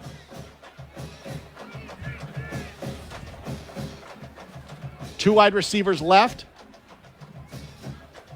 2 to the right. Najai Davidson in the gun. He's got a running back next to him. Dropping to throw is Davidson. Straight back. And now he's going to run for it. He's got a first down into Grand Ledge territory. 50, 40, 35. He stepped out of bounds at the 32. 25-yard gain there for, they say the 34-yard line. 23 yards there. He was going to throw the ball, but he saw absolutely nobody on the right side of the field for about 20 to 25 yards, and that's what he got. He was looking down the field for Mason Chadwell. His initial guy on the outside came back, and then you're right, huge hole on the right side. 1st and 10 from the 34. Handoff to number 2. That's Javari Funchess. He goes right side, gets down to the 30-yard line. Gain of 4. It'll be 2nd and 6. Beatty with the stop defensively for the Comets, and Everett putting together a nice little drive here after forcing the Comets to turn the ball over on downs. I like this pace from the Vikings, too, going quick. 2:25 to go, first quarter. Davidson dropping back to throw. Looking. Now he's going to run. Gets inside the 30 to the 28, maybe the 27. Taken down there. Is that Beatty again? Nope, that's 75. Gabe Bewley, a senior lineman. Going to be third down and short. Got 2 good coverage in the Comets secondary. There were no Vikings open. I was looking down the field like nobody, and Davidson like, well, I'll tuck it and get a couple, I guess. Minute 48, minute 47, and counting. Third down and about 4. Davidson in the gun. He's got 2 wide receivers left, 1 to the right, and a wingback on the left, running back next to him. Davidson just waiting. Play clock is down under 5.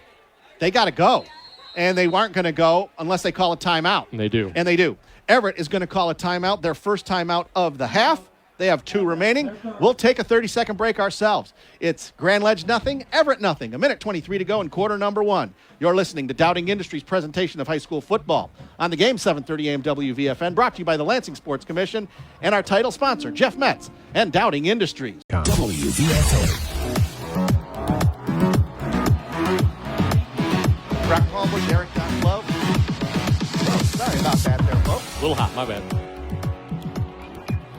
Minute 23 to go. Coming out of the Everett timeout. Big play here. 3rd and 4 from the Grand Ledge 28. You figure this far out, they won't try a field goal, so this is really 2 downs to make 4 yards. Najai Davidson in the gun. Kind of a weird power set formation. He's going to run left. Now he's going to pitch it out to the left. That's 23, Leola, and he's not going to have the first down.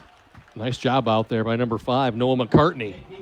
The defensive back comes in and makes a stop. Gain of 1 down to the 27, and it's going to be 4th and 3. And Everett's going to go for it here. We're down to a minute to go in the quarter. Yeah, they had a back in the backfield. They had an H-back out there, and then a really tight wide receiver, almost in like a tight end spot.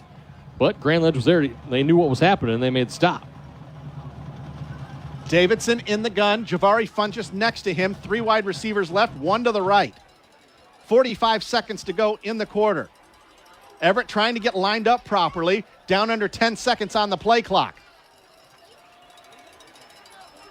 Under 5. Dropping back to throw is Davidson. Looking. Gets away. He's going to flip it. It's caught. First down. That's Funchess inside the 20, inside the 15, down to the 12-yard line. Davidson wanted to throw it out to the left, but saw nobody there, so he just kind of veered off to the right, and he saw Funchess out there, and he just not a shovel pass, but just sort of flipped him the ball, and he caught it, and he got a first down at the 11-yard line. Funchess was the emergency valve, and he was right there for him in perfect timing. Big first down, gain of 12. Handoff to, nope, that's Davidson. He keeps it, gets inside the 10, down to the 7, maybe the 6-yard line, down to the 7. It'll be a gain of 4. That's going to be the end of the first quarter of play. 2-1, and that's the end of quarter number 1. Everett and Grand Ledge tied at 0. We are scoreless after 12 minutes of play. We'll take a 30-second timeout and come back on the game 730 AM WVFN, your trusted source for high school sports coverage. The game 730 AM.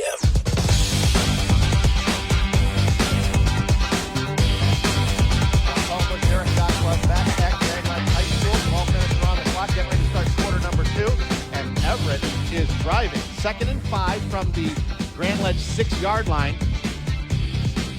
This is Everett's second drive of the half. Grand Ledge only had the ball once. Really the 3rd possession of the ball game. Only the 3rd possession of the ball game. Some long drives so far, but no point as of yet. CWAC Red Rock, end of first. Mason 7, Hazlitt 3. Okay. It's the other big game in the area. Indeed. They've switched ends now. Everett going from left to right. going toward the west. Najai Davidson. Handoff and illegal procedure. They had a man come on late. Logic Leola came on late. He was not set. And Everett's going to get called for a 5-yard penalty. We could hear the coaches, the Everett assistant coaches next to us in the booth next to us screaming. They weren't happy with that one. That's a big penalty. Pushes them 5 yards back. It's going to create a 2nd and 10 at the Grand Ledge 11.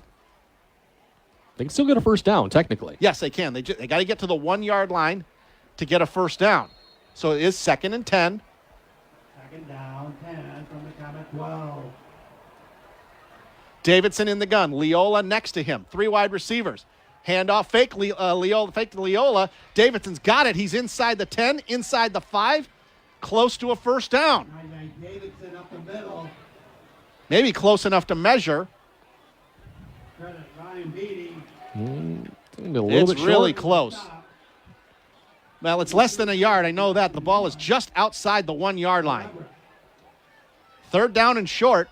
Nice gain there by Davidson. 3rd and short. Davidson with the ball. High snap. Whistle. Dead ball flag. Yep. The guard moved early on the left side for Everett. Another big penalty. Yep. They were going to be inside the 1, or they were just outside the 1, and now they're back out by the 6. So it's 3rd and a little more than 6. I say it's at the 7. It's inside the 7. Really only needed about a 1.5 feet. Mm-hmm. Now they need about 5.5 yards. Well, it's 2-down territory no matter what. It's 3rd down right now, so they'll go for it if they don't get it here anyway. You would think.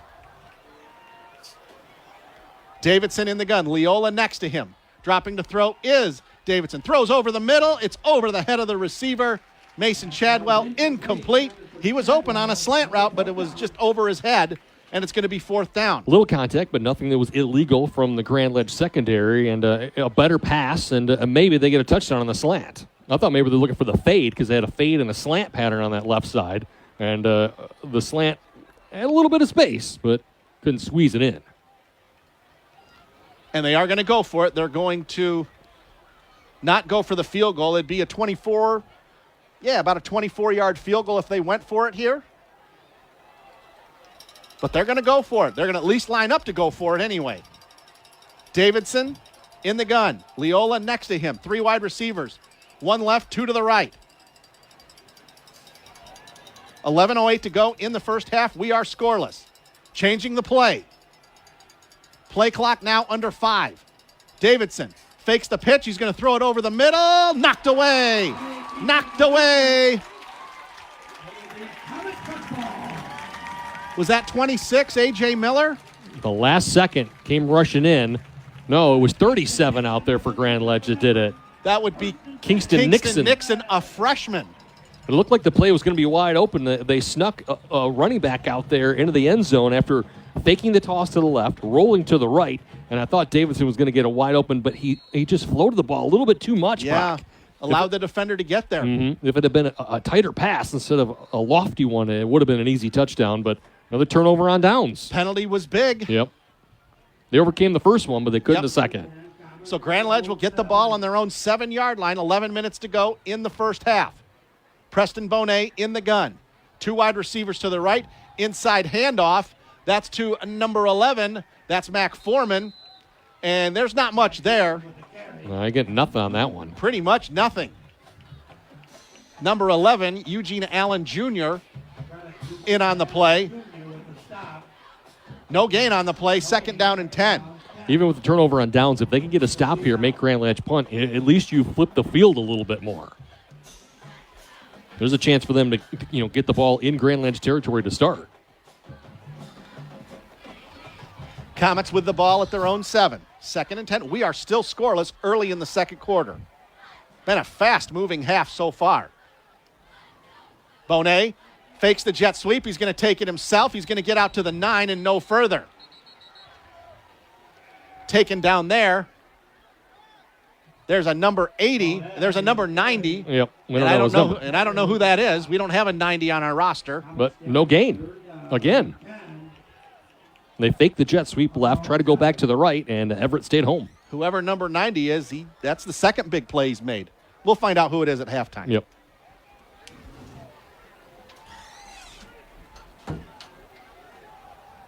.9:45 and counting, 3rd and long for Grand Ledge. Bonet in the gun, 2 wide receivers left, 2 backs next to him in the shotgun. Bonet runs left, now he fakes. Now he's going to throw it at the last minute, and it's caught, and it's going to be a first down out to number 28. That's Baker. But there is Laundry back by the line of scrimmage. Yes. This might be coming back. I think it is. Holding, offense. Yep. Bonet made a heck of a play. It looked like he was going to get hemmed in behind the line of scrimmage at the last moment. He flipped it out to Anthony Baker, but it is a holding call.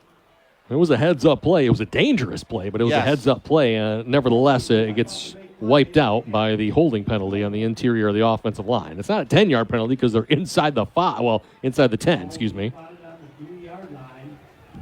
So really a 4-yard penalty. So three penalties for 24 yards for Grand Ledge, 2 penalties for 10 yards for Everett. This one could be a huge penalty, though. It was going to be a big first down. 3rd and 14 from their own 3-yard line. 9:14 and counting, first half. Bonet in the gun. Low snap from center. He's dropping to throw. He's throwing it out to the left. It's caught there by number 10. That's Drew Westfall. He's out of bounds at the 13-yard line. And that looks like that play was just designed to get him some more room for the punt. It was short of a first down by about 5 yards. Yep. 4 yards, actually. 4 for DL. And it does give Preston Bonet, or no, that's Pilcher, isn't it? Who is that punting there for Grand Ledge? 29. And that's Nick Terranova. Nick Terranova, sophomore punter. Back for Everett, one Mason Chadwell inside Grand Ledge territory at the moment. Here's the kick. It's away. Not a good punt. Gets a good Grand Ledge roll out to close to midfield. It will be down at the Grand Ledge 47. Is down by Mason Myers. So still positive territory. 34-yard punt for Terranova. No return. 8:54 to go first half. We are scoreless. Grand Ledge and Everett in this battle of CAAC Blue leaders. This is the first time in 5 weeks, Brock, we didn't have a score in the first quarter. Every game we've done so far this season, there's at least been some points.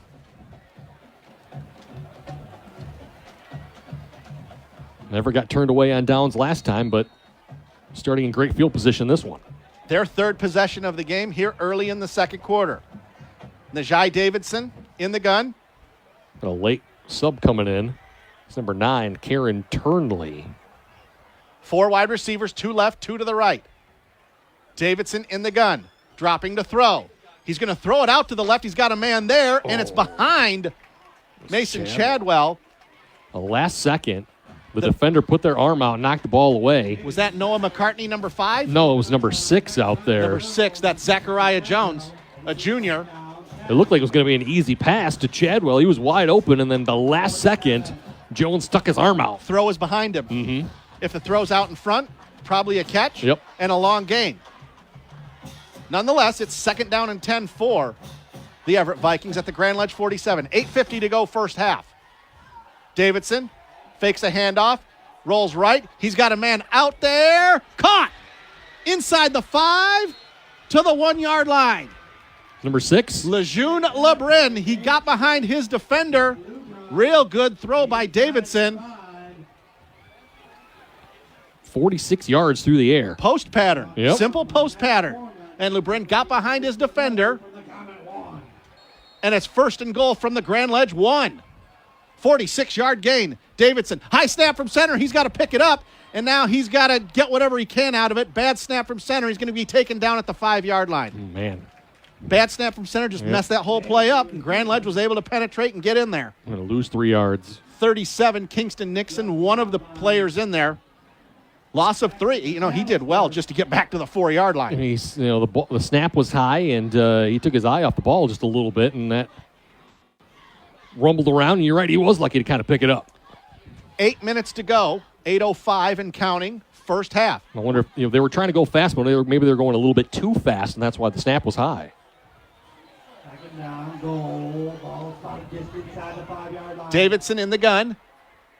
Funchess next to him. Another bad snap. They do get it inside to Funchess, and he's taken down at the 4-yard line. Ankle tackle by number 7, Mason Myers, a sophomore.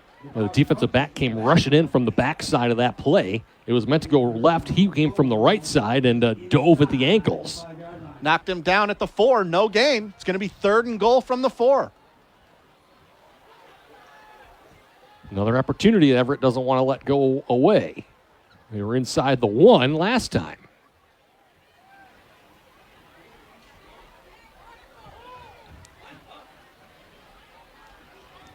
Davidson in the gun again. Funchess next to him. Man in motion, 2 wide receivers left, 1 to the right. Another high snap from center.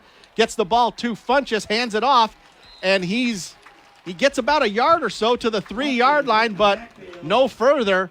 Went right into the gut of the Grand Ledge defense, and they stop him after a gain of 1, and it's going to be 4th down and goal from the 3. Now, most situations you kick the field goal here, 21 yards, but I'm not sure if Everett has a kicker. Again, this is the first time we've seen Everett this year. We know Grand Ledge has a kicker in Landon Pilcher, but Everett, are they going to line up to go for it again? Well, I'm telling you one thing for Everett. Running between the tackles right now up the middle against Grand Ledge isn't going to work. They need to get into space. They're going to go for it.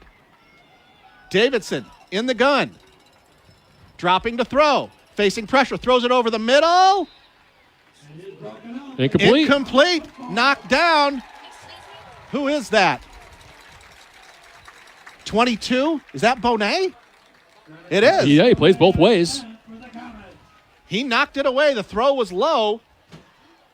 And it'll be 1st and 10 Grand Ledge. Comets stop him.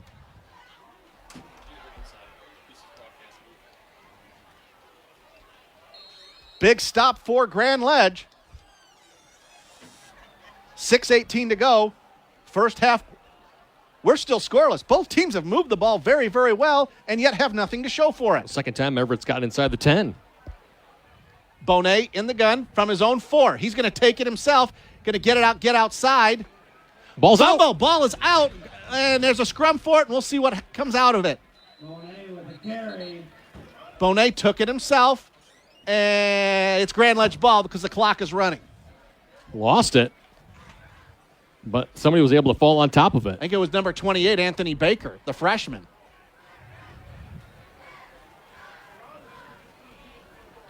Under 6 minutes to go in the first half. Been a golden opportunity for Everett had they been able to cover that ball. Well, they've had it twice inside the 5-yard line and got turned away.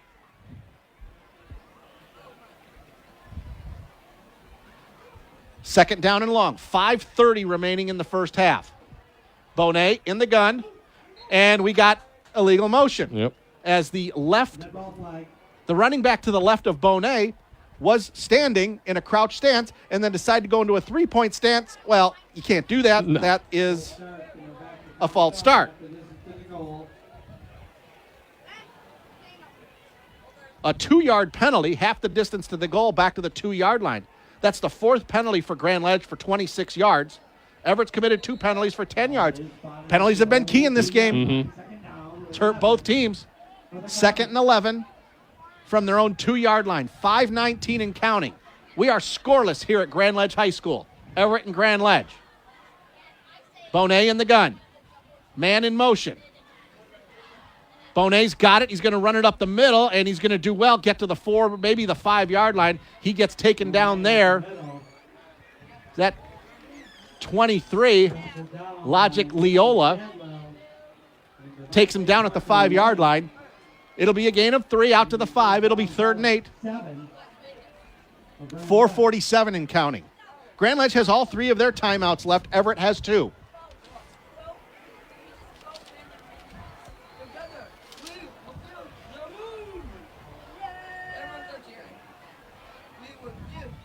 Here we go. 3rd and long from the 5-yard line. Bonet rolling out to the right. He's got it out there, close to a first down. Flips it out to number 8, Jordan Ellsworth, a junior, and he's going to get a first down.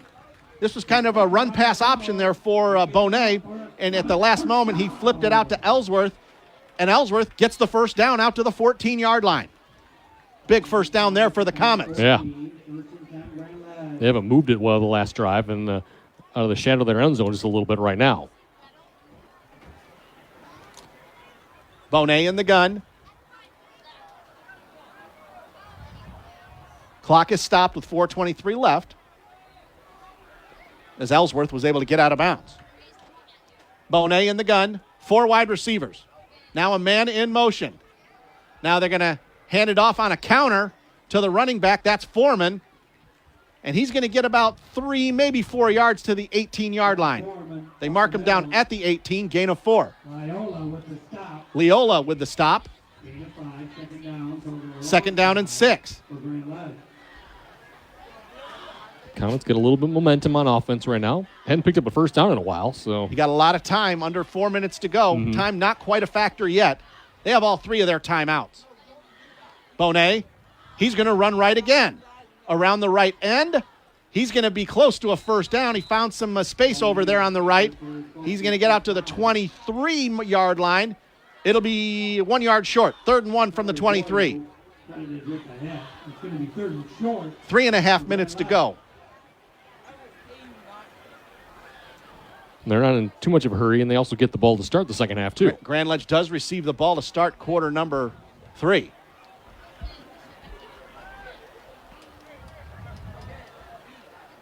.3:15 and counting. They've been, a little more conservative here without Jamison Patton, their normal starting quarterback. Bonet has played quarterback in the past, but obviously hasn't probably been practicing it too much until this week. Play clock now under 10. Bonet in the gun. Now under 5. Got to go here. Bonet fakes. Going to try to get the first down. And, what a great second and third effort. He's still going. 30, 35, 40. And he's going to be taken down at the 43-yard line. What an effort by Bonet. I thought he was going to get taken down behind the line of scrimmage for a loss, but he was able to break a couple of tackles, get down the far sideline in front of the Everett bench, and he got a big first down. 20 yards on the ground. It looked like he was, you're right, going to get tackled behind line of scrimmage. Then it looked like he was going to get the first down just barely, and somehow he got out of 2 arm tackles out of that one and was able to leap over a guy and pick up 20 yards. Out to the 43-yard line. Big gain there for Preston Bonet. You see the athleticism of Bonet, the strength and the speed. 2:44 left in this first half. Counter handoff. That's to number 6. That's Zachariah Jones. He's still going. He gets into Everett territory. And he's going to get 8 yards to the Everett 49-yard line. Second and short. It broke a tackle again and then was kind of slowly picking his way along that sideline. Second and short. Bonet in the gun. 2 wide receivers to the left.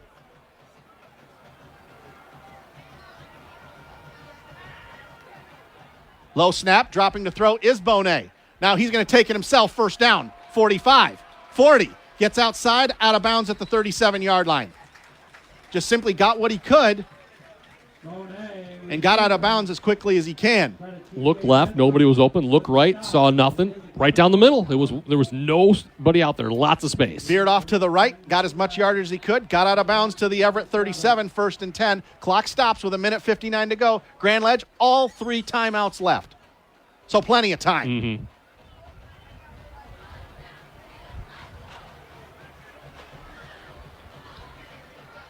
Bonet in the shotgun again. 2 wide receivers to the right. He's going to take it himself again. He's get out over to the left side, inside the 35 to the 32-yard line. He's taken down there. Sincere Wright, number 7, in on the tackle, but a gain of 5. Lubrin was in there as well. Second down 5. 1:35 to go. Now maybe you want to go a little bit quicker. We're down to 90 seconds left in the quarter and in the first half. Bonet in the gun. Handoff left. That's it's Baker. Baker inside the 30 to the 29, 28-yard line, and Grand Ledge is going to take a timeout. It'll be 3rd down and short when we come back. Grand Ledge takes their first timeout. They have 2 remaining. Come on back. 1:20 left in the first half. Grand Ledge, nothing. Everett, nothing. You're listening to Dowding Industries' presentation of high school football on the game 730 AM WVFN and the Lansing Sports Network. Lansing Sports Station. The game 730 AM.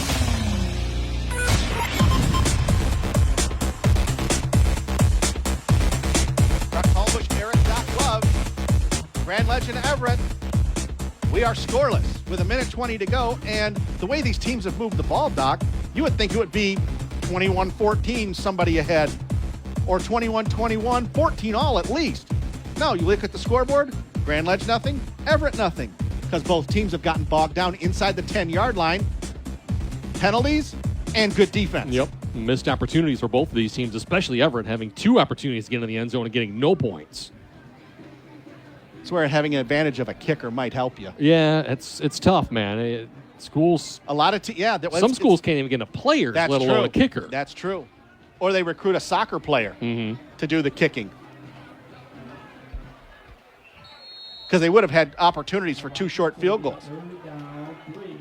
3rd down and 3, ball on the left hash. Grand Ledge going from right to left, 1:20 to go. Both teams 2 timeouts left. Bonet takes a snap from center. He's going to run right. He's only going to get 1 yard.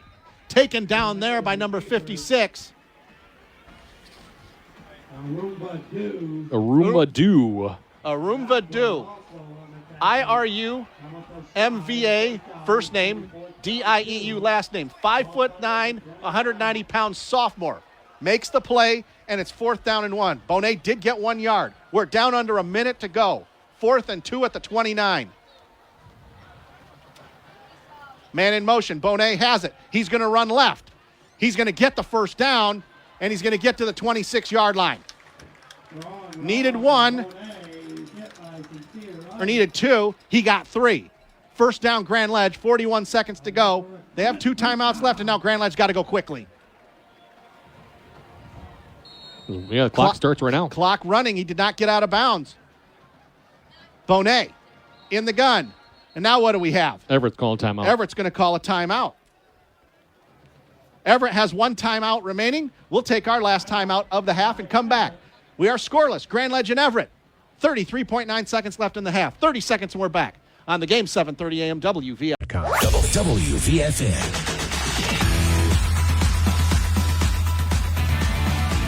Brock Palmbush, Eric Doc Love back at Grand Ledge High School. We're coming out of an Everett timeout.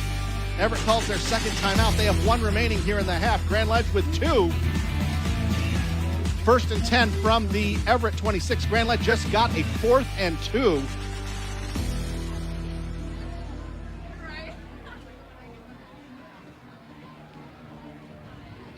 And so Grand Ledge is in business. They do have a field goal kicker. Landon Pilcher is their kicker. Grand Ledge with 2 timeouts left. Bonet in the gun, dropping to throw. Looking. Now he's going to run. He's going to get to the 25. He's taken down there.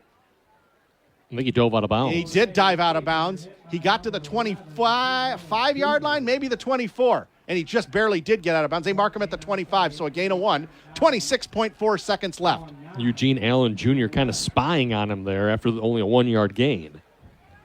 2nd down and 9 from the Everett 25. It would be a 42, 43-yard field goal here. So if you're Grand Ledge, you want to get another 1st down. Yeah, you need more yards. At the least. You want a touchdown here, obviously, but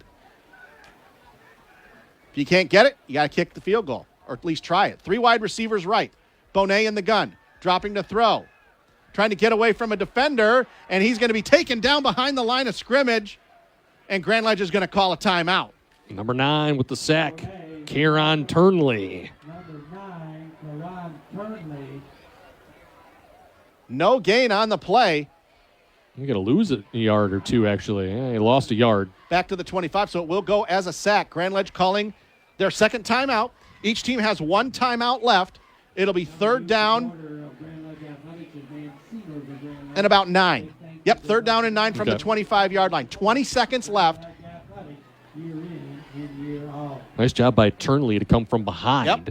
Had a decent pocket to start, did Bonet at first, and then it started to break down, and Turnley ran out from behind and was able to tackle him. It's been taking a couple of guys to tackle him, too. A couple of Vikings to pull him down. And Bonet's a strong runner. Coming up at the half, we'll have This Week in High School Sports. We'll have the halftime stats and analysis, go over the scoring summary, although that won't take very long. At the moment, it won't, yeah. And then, of course, we'll get to scores, whatever scores we can find from around the mid-Michigan area. Some other big games tonight. Hazlitt and Mason, last score we had. Mason leading Hazlitt 7-3. 3rd and 9 from the Everett 25-yard line, 20 seconds left, 20.2 seconds left in the first half. Preston Bonet in the gun, 4 wide receivers, 2 left, 2 right. Bonet dropping to throw, looking, throws it over the middle, incomplete. Was over the head of the wide receiver.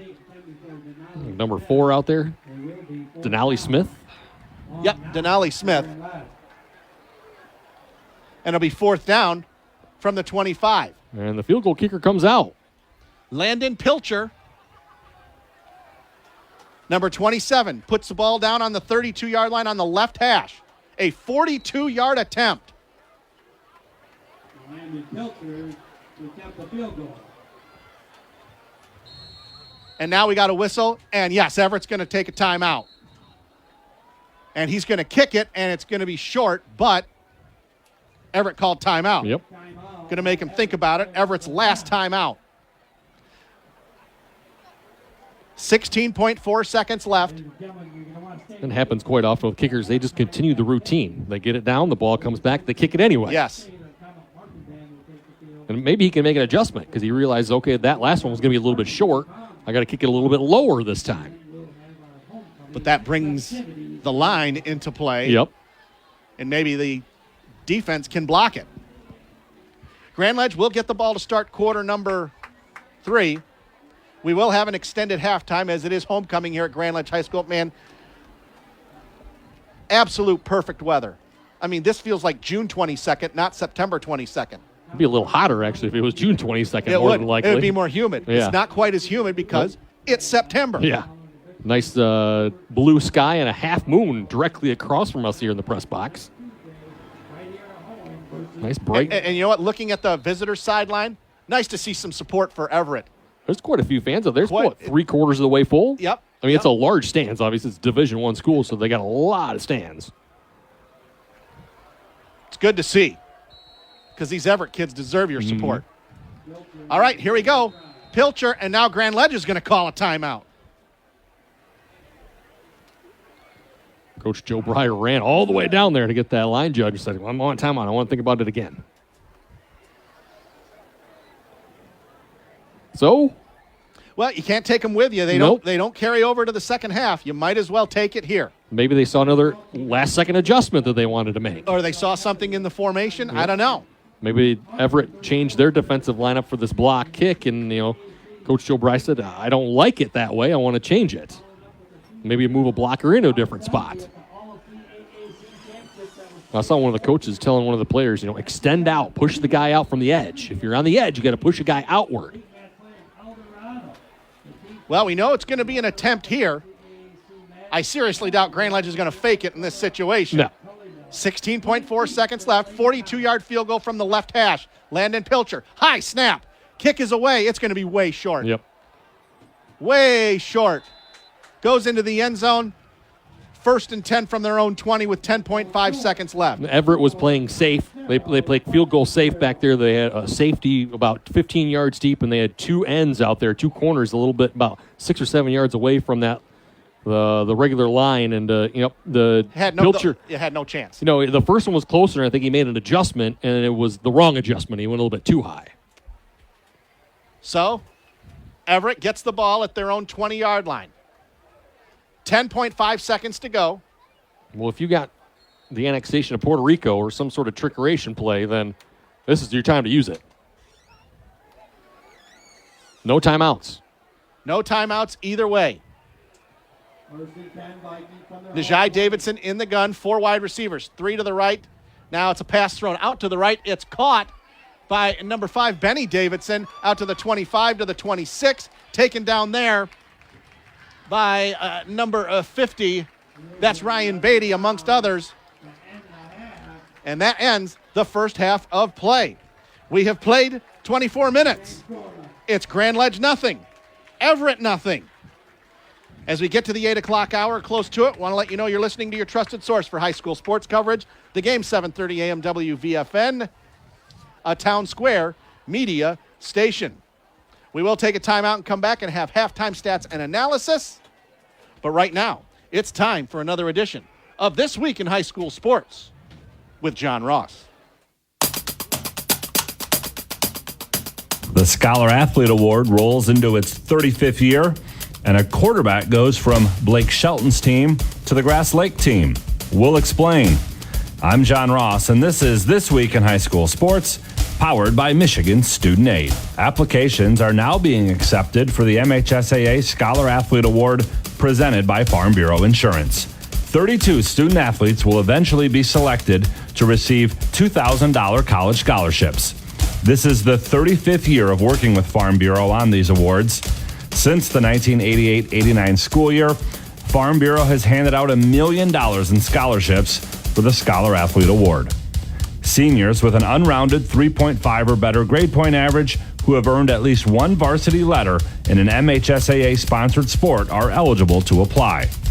Everything you need to apply can be found online at MHSAA.com, and the application deadline is Friday, December 1st. Finalists will be announced in late January. The scholarship winners will be announced throughout the month of February, and those winners will be honored during the boys basketball finals at the Breslin Center in East Lansing in March. It's time for Game Balls, when we highlight a trio of standout performances from this past week. First, Kearney Nadeau's Samantha Ketch had 18 assists, 8 aces, and 7 digs in a straight sets win over Rapid River on the volleyball court. Zeeland swimmer Jenna Mayer, she was first in 2 individual events and part of 2 relay wins in a dual victory over Holland. Mayer was the fastest in the 50 free and the 100 breaststroke, and on teams that won the 200 medley and 200 freestyle.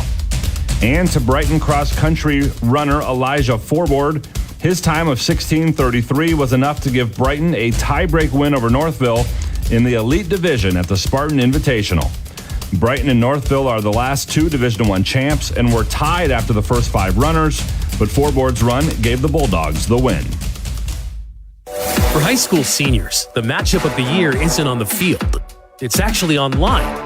That's right. When you fill out the FAFSA, the free application for federal student aid, you could also be eligible for thousands of dollars in additional money from the Michigan Achievement Scholarship. Yep, nearly 80% of students who fill out the FAFSA may be eligible. Now that's a matchup we can all root for. Get started today at michigan.gov/achievement. The Michigan Achievement Scholarship. It's a game changer.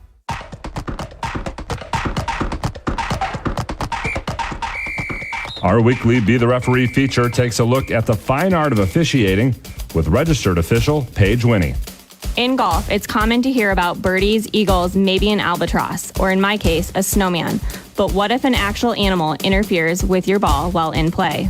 There are 2 kinds of interference. The first involves a ball still in motion. If you are putting and a squirrel darts out and stops or redirects your putt, you simply get a do-over from the original spot. Off the green, if a moving ball is stopped or redirected, you play the ball from where it ultimately stops. If your ball is stopped and a seagull picks it up and carries it off, you just replace the ball to its original spot and proceed. It doesn't happen often, but now you know how to deal with squirrels and seagulls in addition to birdies and eagles. Thanks, Paige. Now more than ever, we need officials. If you're interested, please go to the MHSAA website now to register. Quarterbacks are used to using their voice in the huddle, but how many of them get to use it on a stage in front of a national audience while singing? That's the case for Grass Lake junior Braden Lape. He has Grass Lake off to a 3-0 start this year, throwing for 260 yards a game and a total of 10 touchdowns so far. In the offseason, Lape was on a different team. Competing on the 22nd season of NBC's The Voice, Lape was on Blake Shelton's team and ultimately placed 5th in the singing competition. From there, he spent the summer touring the East Coast and performing at some events closer to home like the Jackson County Fair. Lape has released 2 singles so far, Hand It To Ya and Feels Like the First Time, and hopes to continue a career in music while also hoping to lead Grass Lake to the postseason. You can follow Braden on Instagram for updates at Braden_Lape24. And to hear and see some of his performances from the voice, go to MHSAA.com and check out Doug Donnelly's article on the singer/quarterback. You've been listening to This Week in High School Sports, powered by Michigan Student Aid, a production of the MHSAA Network. Thanks for joining us. I'm John Ross, and we'll see you next week.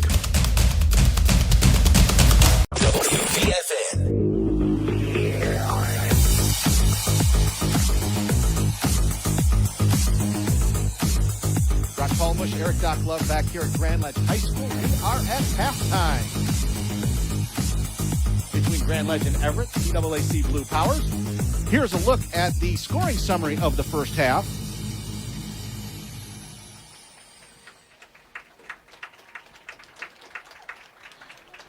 Thank you for the applause for the scoring summary, but the dead air that you just heard was a design, because the score is Grand Ledge nothing, Everett nothing. There's no scoring summary. Nobody has scored in this first half. And one of the reasons why, Doc, is because of untimely penalties for both teams. Grand Ledge, 4 penalties for 26 yards. Everett, only 2 penalties for 10 yards, but that cost them on one of the drives in the first half. This game should be tied right now, at least 7-7 yes. or 14-14. But untimely penalties, poor execution, and good defense is why we are scoreless at this point, both teams. Yeah, both squads have had missed opportunities, huge missed opportunities. For Everett, they were inside the 10 2 times. Twice, yes. Even inside the 5-yard line 2 times and got pushed away. Penalties did them in on one of those drives, and then just, inability to get the ball in the end zone at one point. Just good defense. They had a pass that should have been caught for a touchdown. It just had a little bit too much air on it. If it had been a stronger defensive pass. back just got in there to knock it away. They had a slant pattern that could have been in the end zone that just barely was wrong, and it was over the head of the receiver. And for Grand Ledge, they had a nice drive going in this last one. And then they kind of took their time a little bit too much. And got bogged down right about the 25-yard line. Landon Pilcher missed a 42-yard field goal. It was way short. So we are scoreless at this time. You know what? Scoreless game, in my opinion, advantage Everett. Yeah, on the road, yes, absolutely. Especially a homecoming game like this, a big one for the Vikings. The Comets have played well.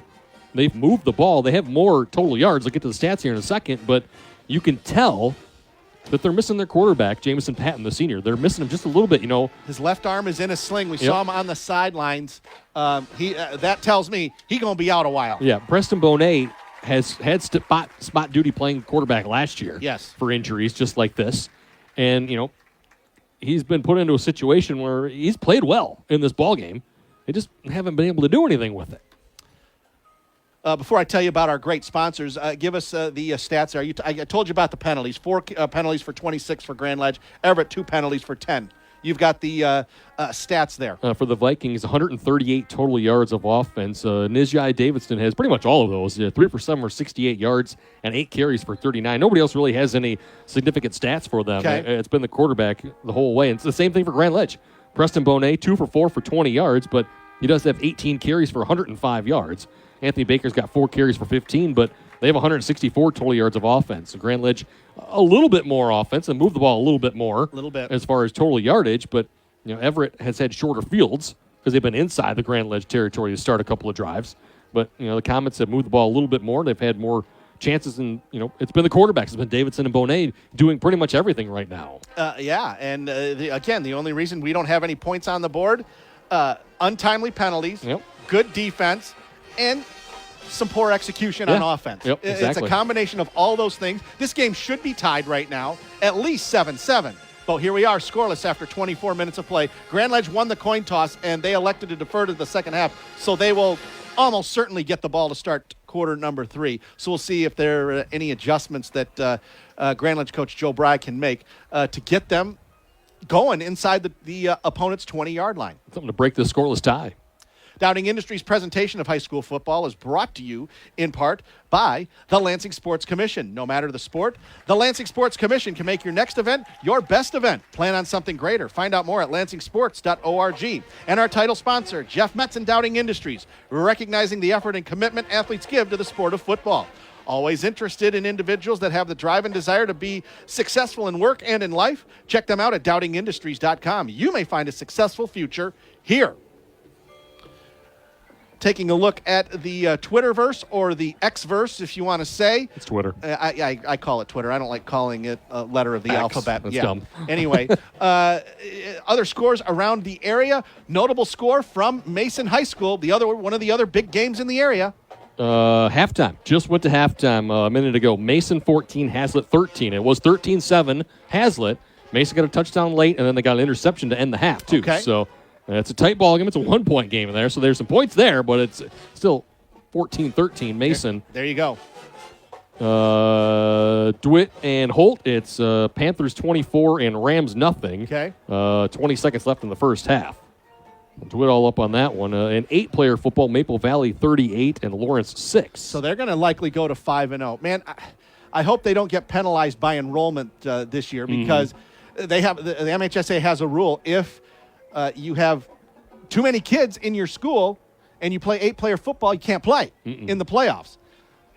You hope that's not the case for Vermontville Maple Valley, because this is the best season they've had as an 8-player program. I say since they went to 8-player, they've struggled. They've struggled quite a bit. They have. And this is the first time they've played very well and looking to go 5-0 right now. And looks like it's going to happen. Nearing the half, Williamston 28, Fowlerville 17. Ooh, high scoring there. Yeah. Go ahead. I'll say at the half in CMAC, it's Fowler 37 and Dansville nothing.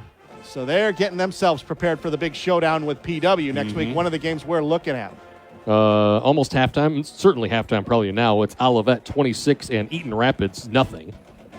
It's in the CAAC white. Olivet trying to get their first win of the year. In the blue, it's Waverly 21 and Okemos nothing. About 10 minutes left in the first half of that one. Waverly trying to get both teams trying to get their first win of the season. Okemos has that 30-plus game losing streak. And that's all I got for you right now.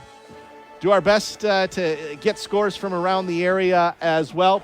The Grand Ledge High School Marching Band playing Send in the Clowns, and they had a really cool display. They had towers, small boxes, and as it turns out, it was like a Jack-in-the-Box deal, and there were 3 members of the Grand Ledge Band that popped out of the box like a Jack-in-the-Box, dressed up as clowns, and that was pretty cool, I must say. Well, unless you were afraid of clowns, then you probably didn't enjoy that. Some people are. Some people are. I'm not. I thought it was pretty cool. Real quick, halftime, Saranac 10, Langsburg nothing. How about that score? Saranac, if they win that game, be 4-1 on the season. Congratulations to Kirk Jackson and the Saranac Redhawks. Yes. Remember, they used to be known as the Redskins. They changed it to Redhawks. First time they've been known as Redhawks. This is Saranac's best season in years. Yes, absolutely. And against a Langsburg squad, that's pretty good. Indeed.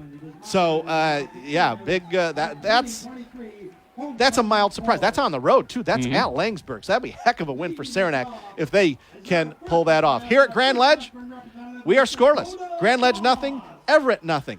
We'll take a timeout, and we will come back. Eric will give us his keys to the second half. It's homecoming here at Grand Ledge. Grand Ledge Band just getting done with their performance. We'll come back after this 2.5-minute break.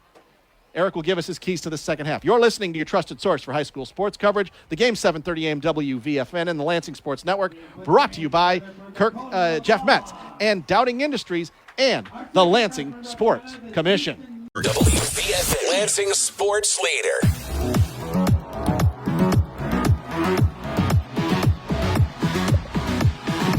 Brock Palmush, Eric Doc Love here at Grand Ledge High School. Grand Ledge and Everett scoreless after 24 minutes of play. The homecoming court is being introduced to the crowd right now. And beautiful stadium here at Grand Ledge. They went from grass to field turf, about 10 years ago or so? They had one of the bonds go through, and they went to field turf. And ever since they've gone to field turf, it's really cleaned everything up. They've got newer goalposts, and they've got better visitor side stands. And I got to tell you, it's not full over on the visitor side, but there is a significant group of people there, and that's good for Everett. Very happy to see that. And I see some red shirts over there, so you know Everett is getting some support on the road. That's so good to see. Yes, it is. Well, Doc, we got about 6 minutes left here, 7 minutes left here in the halftime. Your keys to the second half here. Grand Ledge will get the ball to start quarter number 3. Well, let's start with the Comets here at home on homecoming. And, keys for them, finish a drive. And that's going to be my key for both teams, finish a drive. Yeah, neither team's done it. But for Grand Ledge specifically, I'd like to see a little more in the passing game. 2 for 4 for Bonet in the first half. I realize he's not necessarily a quarterback. Right. He has played plenty of quarterback at times, but I'd like to see a little bit more in the passing game to kind of open things up. The run game has worked well. They have over 100 yards rushing total in the ball game, but I think some short passes, something to kind of move things up and make Everett adjust defensively a little bit out there in the pass game. I think that would help them. On defense for Grand Ledge, they've been great. I mean, they've stopped Everett numerous times on their drives. So I think defensively for the Comets, you don't need to make too many adjustments. I don't think they've done a good job containing these big play wide receivers. They've had one big play down the field. As Everett, it was a big pass play for 46 yards. But other than that, the defense has been solid. So stay home, play your regular game defensively, and you're not going to have any issues. Right. For the Everett Vikings, again, finish a drive. No more penalties. You cannot have penalties on the offensive side. And they've only had 2 penalties. But they've been costly. They were penalties. Costly, yeah. They've taken care of the ball. They haven't turned the ball over. And the Grand Ledge put the ball on the field one time on the turf, but they were able to keep able to it. recover it. So, Everett, they've taken care of the ball. They just haven't finished. They've had untimely penalties, even though they're only 2 for 5 yards each. Nevertheless, and then defensively for the Vikings, they've done a pretty good job, but tighten up the run game a little bit and tackle better. I think tackle probably be better for them because Bonet and some of the other guys have been able to run out of tackles in this one. So they wrap up, finish a tackle, and that'll get you a better opportunity here in the second half defensively if you're Everett. And any turnover in this ball game will be probably the biggest play of the game in the second half. If there's a turnover in this ball game, it could be the turning point of it and could be the biggest advantage for either squad. And in a game like this, there's a lot of times you'll see games with like 3 or 4 turnovers, and it turns out not to be a factor. A team may overcome that. In a game like this, tight game like this, can't. If you have 0 turnovers, but the other team has 1, and you score off of that 1, it might massive. be it. I mean, it just, one mistake, could cost somebody this game here tonight.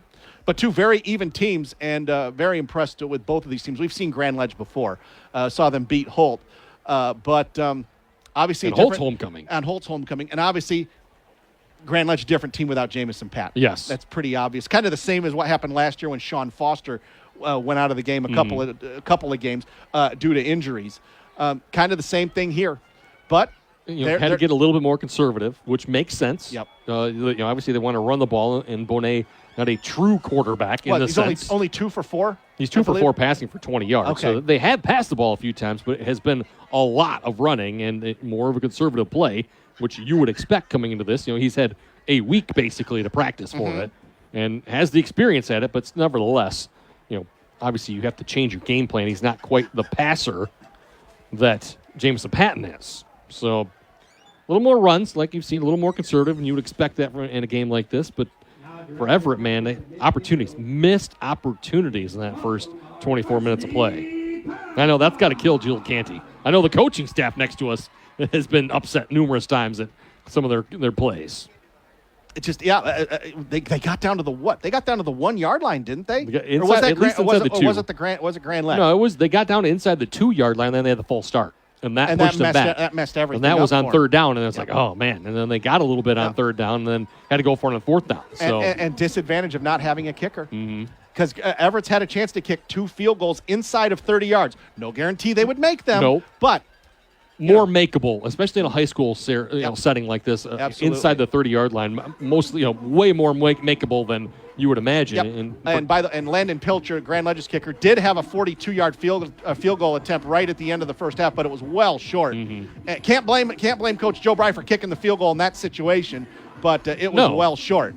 And so Grand Ledge will get the ball to start quarter number 3, and we'll see what happens.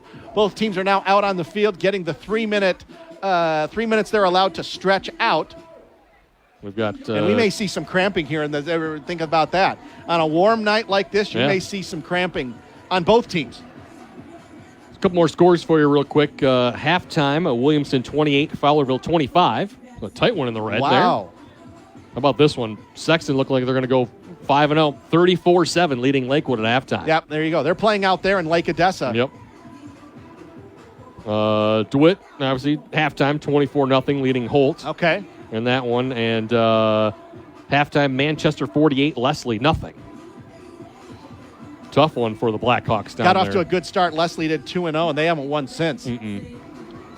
Let's see if I got any more here. I got to block some ads before I can move on. Corunna 28, Lake Fenton 3, so Okay. local area in Corunna. And by the way, Palama Westphalia, the team that plays Fowler next week, they play Sheboygan tomorrow at Kelly Short Stadium at Central Michigan. So if you don't hear PW, hey, where's PW? Well, they play tomorrow. Yep. Central's down in playing South Alabama tomorrow. The Chippewas. The Jaguars of Yep. South Alabama. The Chippewas are down there, so that leaves Kelly Short Stadium open for PW. And it's field turf, so Yep. they can play there. Mhm.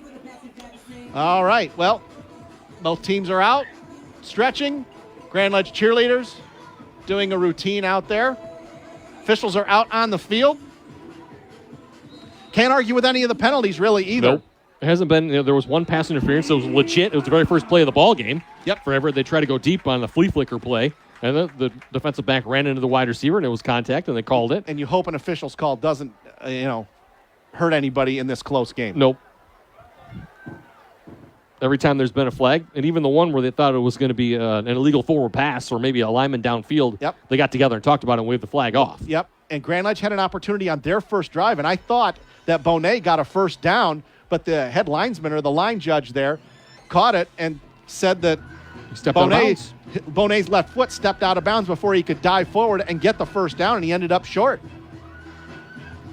It was maybe that's probably the biggest controversial call of the If game. you want to call it something, But yeah. the official was like 2 or 3 yards. He was literally right there Yep. and made the call. So we both thought, because it was the far side of the field, and I thought, he's both thought it definitely was got first the down. first down. And Yep. then you said, no, they're calling him short.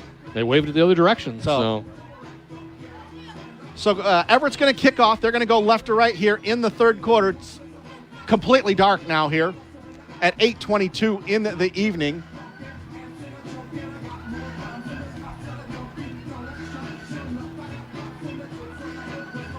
We're going to leave the light on in here so we can see the rosters here. it gets midway through the season, it tends to get darker a little earlier, so we got to keep the light on. Well, we are at the fall equinox right now. Yep. Everybody getting ready to jump. Little House of Pain. Indeed. They've been doing that at Wisconsin games for a lot of years now.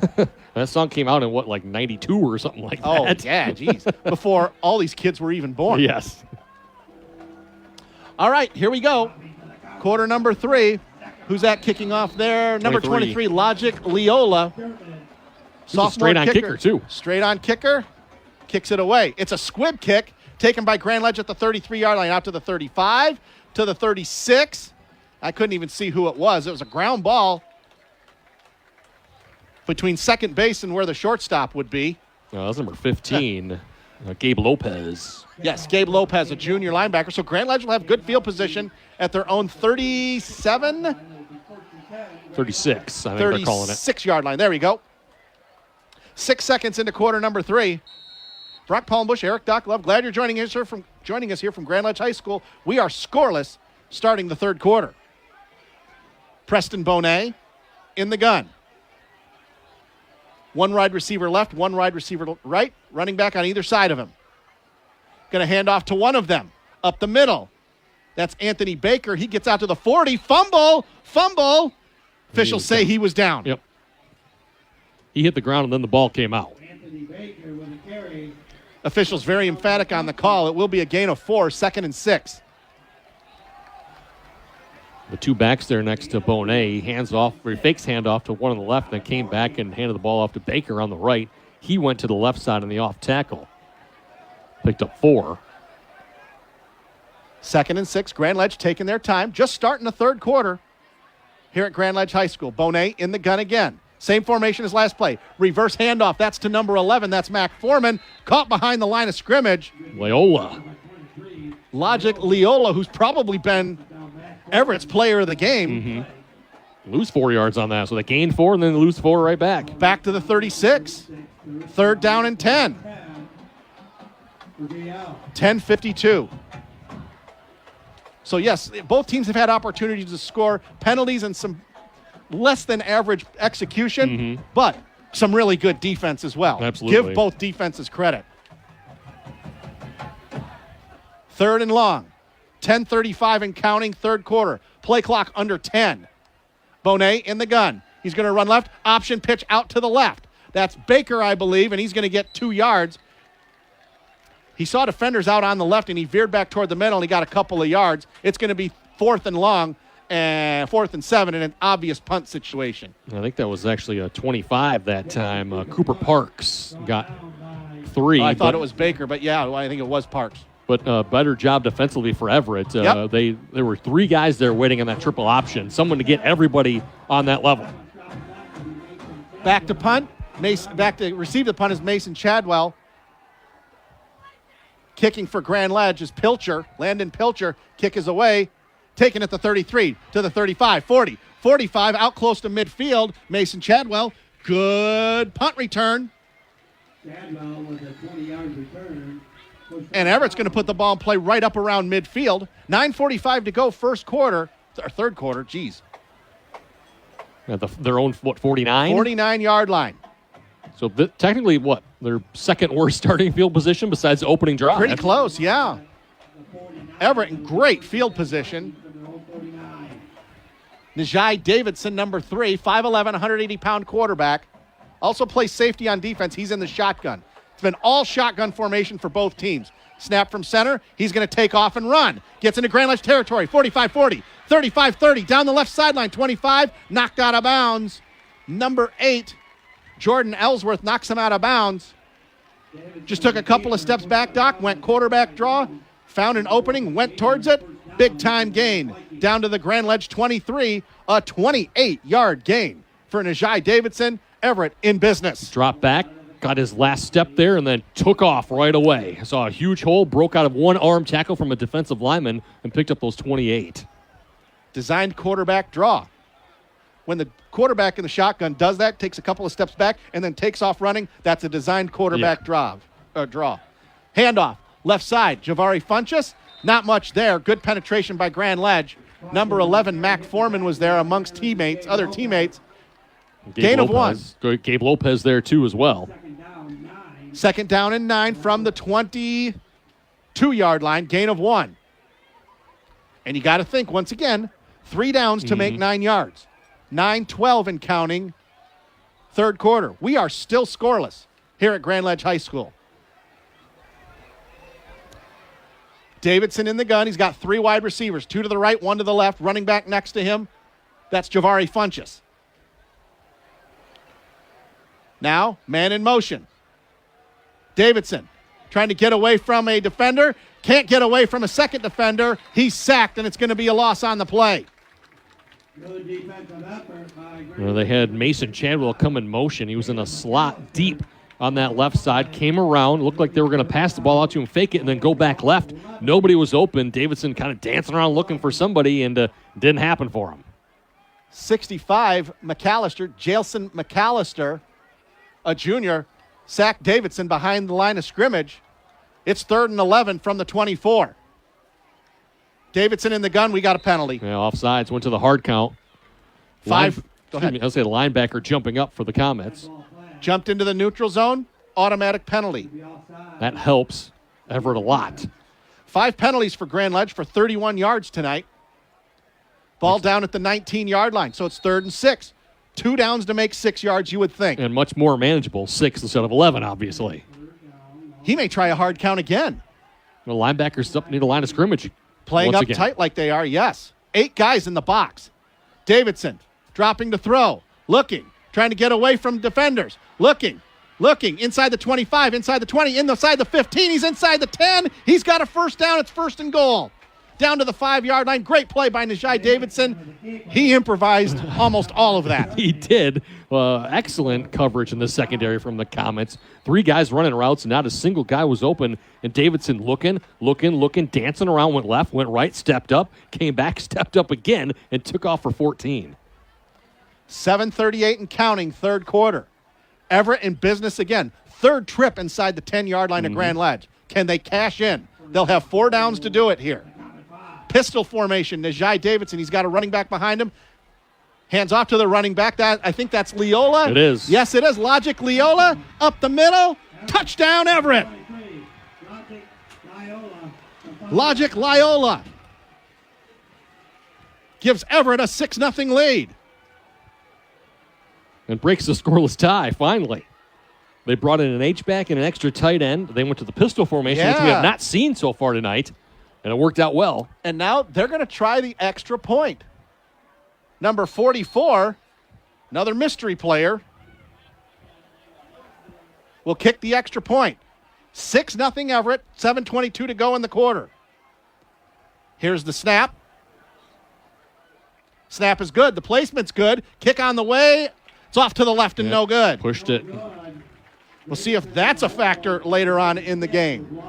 But with 7:22 to go in quarter number 3, Everett has drawn first blood. They lead Grand Ledge 6-0. We'll take a 30-second timeout and come back. On the game, 7:30 a.m. WVFN and the Lansing Sports Network, brought to you by Dowding Industries and the Lansing Sports Commission. Lansing Sports Leader, WVFN.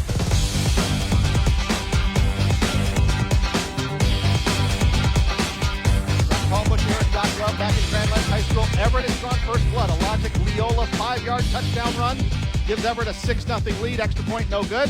They're kicking off now. Grand Ledge takes it at their own 20 on a squib kick. Out to the 30. That's Mac Foreman. 35, 40. Out to the 45. He's tackled up close to midfield. And Grand Ledge is going to have great field position here. Ron Turnley with the stop for Everett, but now their Grand Ledge going to start on their 49-yard line. Well, maybe not. A little further back. Grand Ledge's second possession here of the second half. Had to punt on their first possession. Yeah, at their own 46, still really good field position. 7:16 left in the third quarter.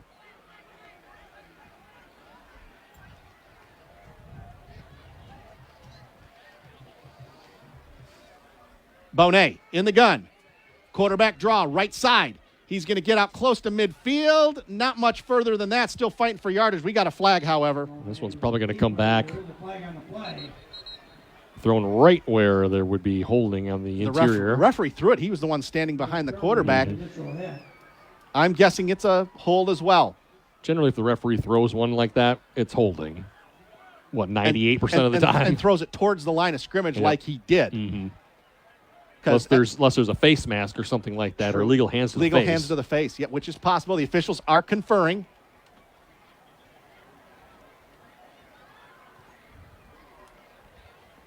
At the moment, it's, 3 yards for Bonet.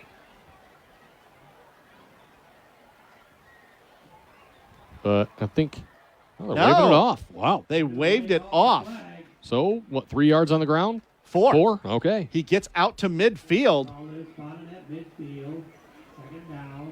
So the referee saw something, but either the head linesman or the line judge saw anything. Good job by the officials to discuss it, get the call right, and go from there. 2nd down and 6 from midfield. Grand Ledge trailing 6-0. Now the clock is running, 7 minutes to go. Bonet throws it out to the right. Not much of a gain there. Taken down. Noah McCartney with the catch. Swing pass, nothing. Number 5, Noah McCartney. Yeah, swing pass out to the right. Absolutely no gain. And it's 3rd and long. 6:45 to go, third quarter. I'm okay with the attempt, though. I remember I talked about halftime. Get the passing game going a little bit. But that was no gain. So what? Nope. 3 for 5 now for 20 yards. Big play here in the third quarter. 3rd and 6 from the 50-yard line. Grand Ledge down by a touchdown, trailing 6-0.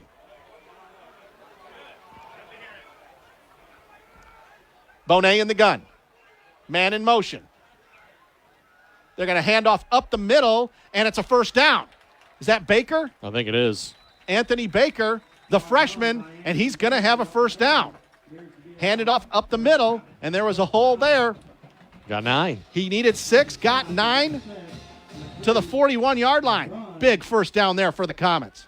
It is first and 10 DL. Ball spotted at the Everett Viking 41. Under 6 minutes to go in the third quarter.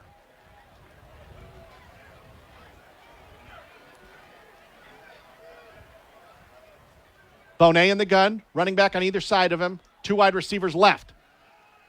Counter handoff, Mac Foreman. He's going to have close to a first down. He does have a first down inside the 30 down to the 28.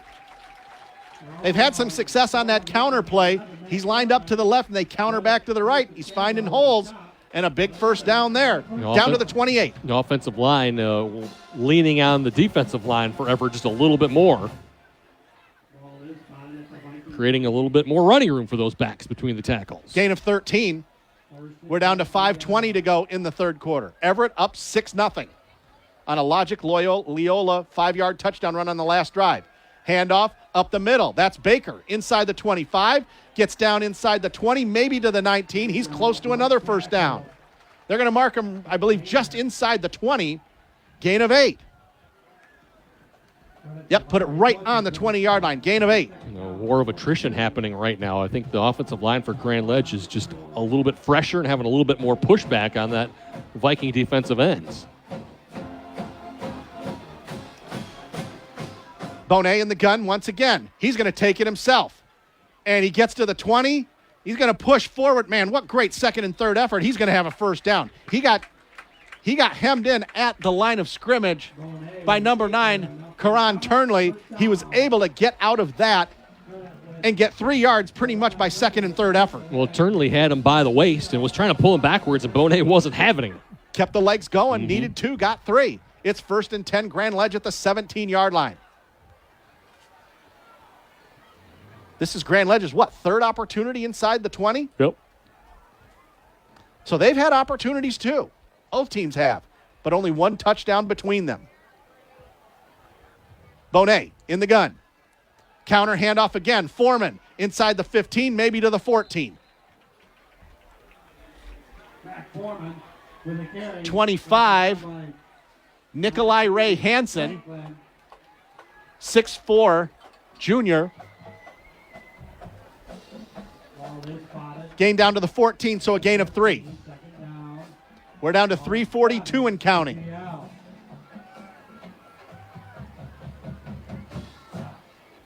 Bonet in the gun.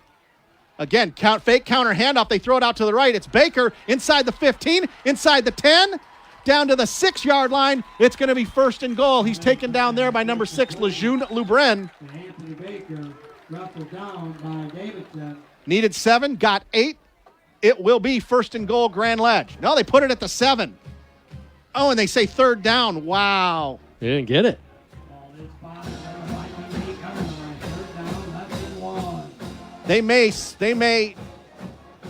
The clock is stopped with 3:14 to go. They may take a look at this.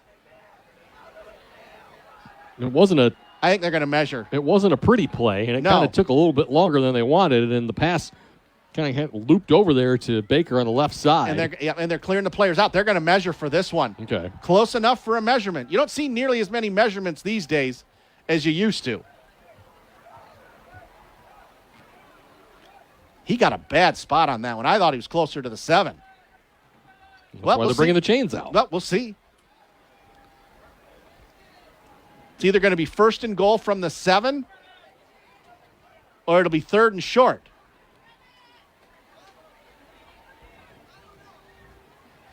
We have a report of a Chevy Silverado, a white Chevy Silverado. Chain got tangled up a little bit. They're short. Yeah, he's short. By about a foot. Yep. Third and a foot. They say at the 8-yard line. It's really closer to the 7. 3:14 to go, third quarter. Everett up 6-0. GL PD. It needs to be moved.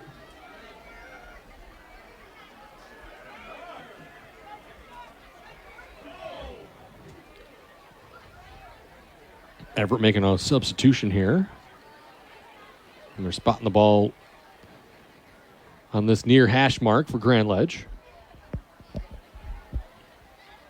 And the tail of the ball is, well, it's just inside the 8-yard line. It'll be third down and short, and you got to think 2 downs to make one, make a foot. Oh, yeah. The only way you don't go for it on fourth down is if it's a major loss. And I mean a major loss. Mm-hmm. We're not talking 1 or 2 yards. We're talking more than 5 yards. Clock running.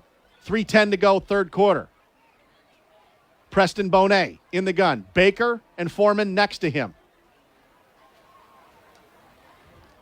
Quarterback draw. First down. Inside the 5, down to the 4, maybe the 3. That was Preston Bonet just said, give me the ball. I'm going to get the first down. He's been the most reliable runner, obviously. 21 carries now in the ball game for him. And an easy pickup on a third down. Under 3 minutes to go here in the third quarter. And you got to think this is 4-down territory. Mm-hmm. And I'd be surprised if they passed the ball, honestly. I would too. They've been so effective running it. Down to 2:40 to go. Man in motion. Bonet in the gun. Baker and Foreman next to him.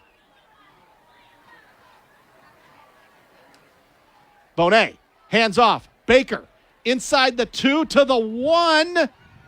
And that's as far as he's going to get. He's going to get inside the 2. They're going to probably mark him. Looks like just outside the 1. So it'll be second down and goal.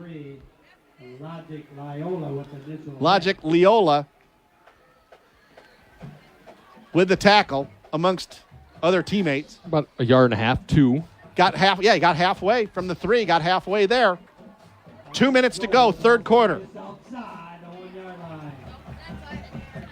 Bonet again. Handoff. Baker, touchdown. Yep, that one was easy. He veered off to the left, just off tackle. Found a hole out there. There was no wide receiver out there, so consequently, no cornerback, no defensive back. Nope. Once he got outside, he broke a tackle at the line of scrimmage. And this game is tied at 6. Anthony Baker from 1 yard out. And we'll see. This is a big extra point. If Landon Pilcher can give him the lead. Pilcher, high snap, kick is away, and good. And so, with 1:53 to go in quarter number 3, the Comets of Grand Ledge take the lead for the very first time. It's Grand Ledge 7, Everett 6. Come on back after this 30-second break. On the game, 7:30 a.m. WVFN, brought to you by Dowding Industries and the Lansing Sports Commission. WVFN.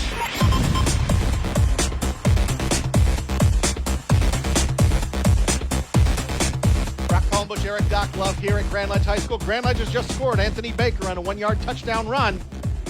Extra point by Landon Pilcher, good. And because of that, Grand Ledge has a 7-6 lead as we get to the end of the third quarter of play.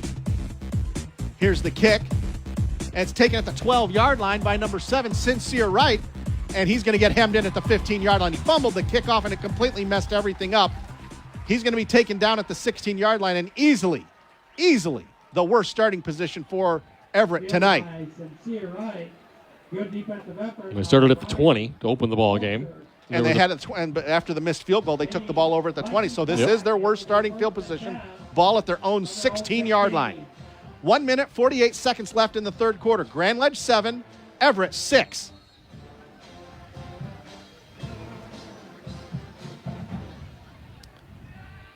Here we go. Najai Davidson in the gun.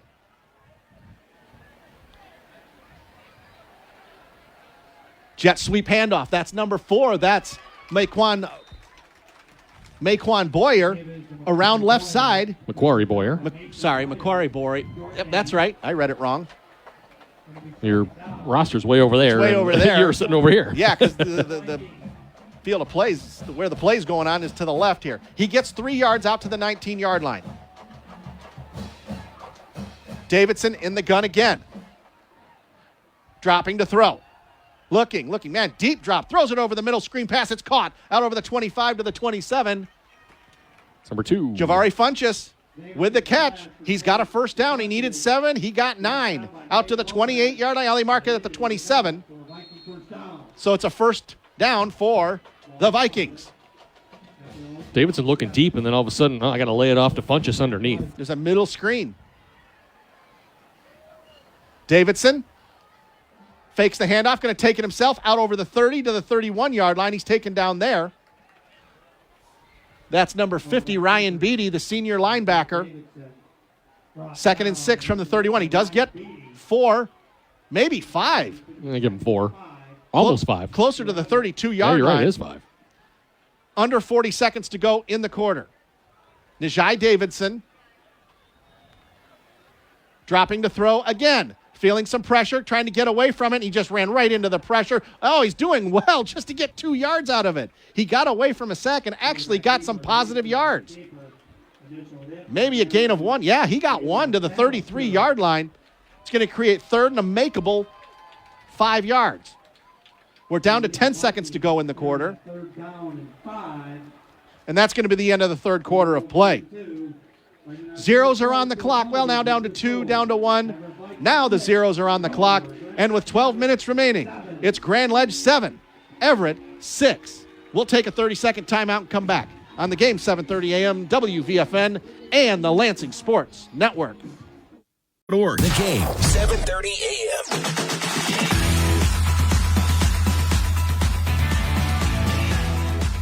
Brock Palmush, Eric Doc Love here at Grand Ledge High School. Grand Ledge leading Everett 7-6. Logic Leola has a touchdown for Everett. Anthony Baker, a touchdown for Grand Ledge.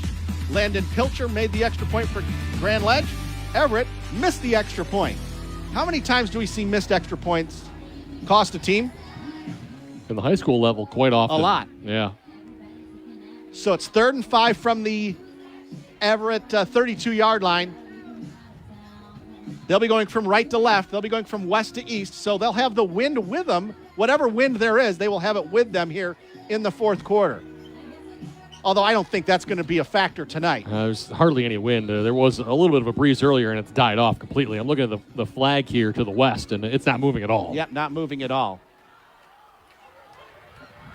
So it's 3rd down and 5, 12 minutes to go. Najai Davidson in the gun, 4 wide receivers, 3 to the left, 1 to the right. Now a man goes in motion. That's Chadwell dropping to throw. Flag down, flip over the middle. It's caught. It's going to be a first down, but hold everything. Chadwell with the inside screen. Was the outside wide receiver, came in, went underneath, caught it, but let's see the flag. It was thrown by the line judge here on our side. Illegal shift. 5-yard penalty. Another killer for the Vikings. 3 penalties for 15 yards for Everett. Costly one. All 3 that they've had. Only 5-yard penalties, but really killer ones. 3rd and 8 now from their own 29-yard line.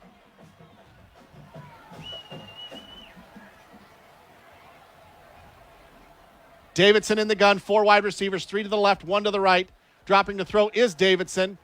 Now he's going to roll out to the right, get away from the pressure. Looking. Now he's going to get away, taken down. Fumble. Ball's out. Ball is out. I think it's picked up by Everett. Yes, by one of the linemen, number 51.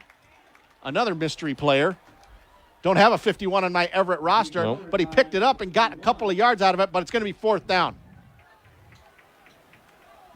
Again, no receivers getting any separation. Nope. The pocket was there initially for Davidson, and he waited, and then he was going to take off, but somebody came from behind and knocked the ball away. 11 minutes to go in regulation. Everett is going to punt. It's 4th and about 6 from their own 31-yard line.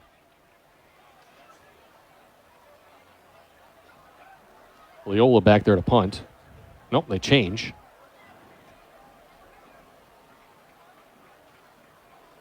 Snap. It's number 5. Kick. And it's going to go inside the 30-yard line. Mistake there by Preston Bonet. It's going to roll dead at the 27, maybe the 26. No, the 21. I got my 22? yard lines confused again. Yeah, it is the 21. Yeah, closer to the 22. Benny Davidson. They had two guys back there. It was Leola and Davidson. Benny Davidson. 47-yard punt by Benny Davidson. Change the field position a little bit. Back to the 21-yard line. That was a mistake, I thought, by Preston Bonet not to field the ball. He had a chance. He did. He had a fair chance to catch it, yeah, and at least prevent it from rolling down to the 21-yard line. It didn't have a lot of hang time. He would have had to move over a little bit. It might have been tough to catch it, and I think he was just didn't want to take a chance. And he didn't want to take a chance on fumbling the ball. Bonet with it. Handoff. That's Baker, 25 to the 29 to the 30, dragging defenders close to a first down. He gets close to the 32. Depends on the spot. The offensive line has done so much better here in the second half for Grand Ledge. He needed 10. He got 10. It'll be first down. Right at 10? Right at 10. First down, Grand Ledge. Right, but the Comets, the offensive line has really pushed back at the Vikings defensive. Better here in the second half, yes. Bonet in the gun. Handoff, Baker goes left side over the 30, the 35, to the 40, still going, first down, still going, 50, 45, still going, inside the 40s, pushed out of bounds. Wow. Great effort by Anthony Baker, just a freshman. I think he was out a little bit further. Yeah, he was back at the 44, but nevertheless. Still a first down. A huge gain. Yes. 10:05 to go in regulation. Grand Ledge up 7-6. Where did that ball start at? What yard was it? 32. The 32, so he's okay, all right.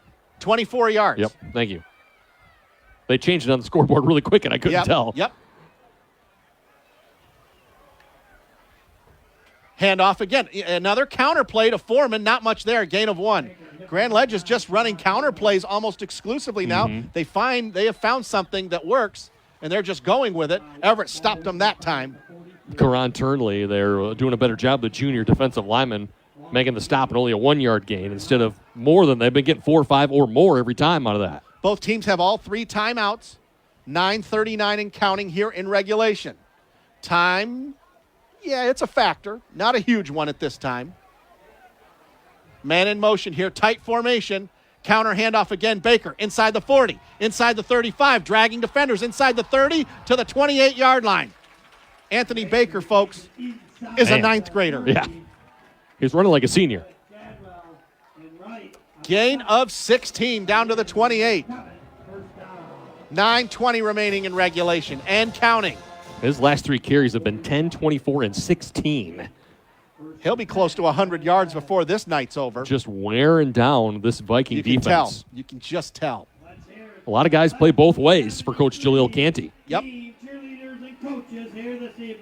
Counter handoff again. That's Foreman trying to get away from defenders. Too much penetration. Not much there. Whistles blow. Loss of 1. A much better job defensively that time, bottling it up. Yep. Logic Leola with the tackle. Everett's MVP tonight? It's been him. I don't think there's really much doubt. No, he's made a lot of plays defensively, and he has their only touchdown so far.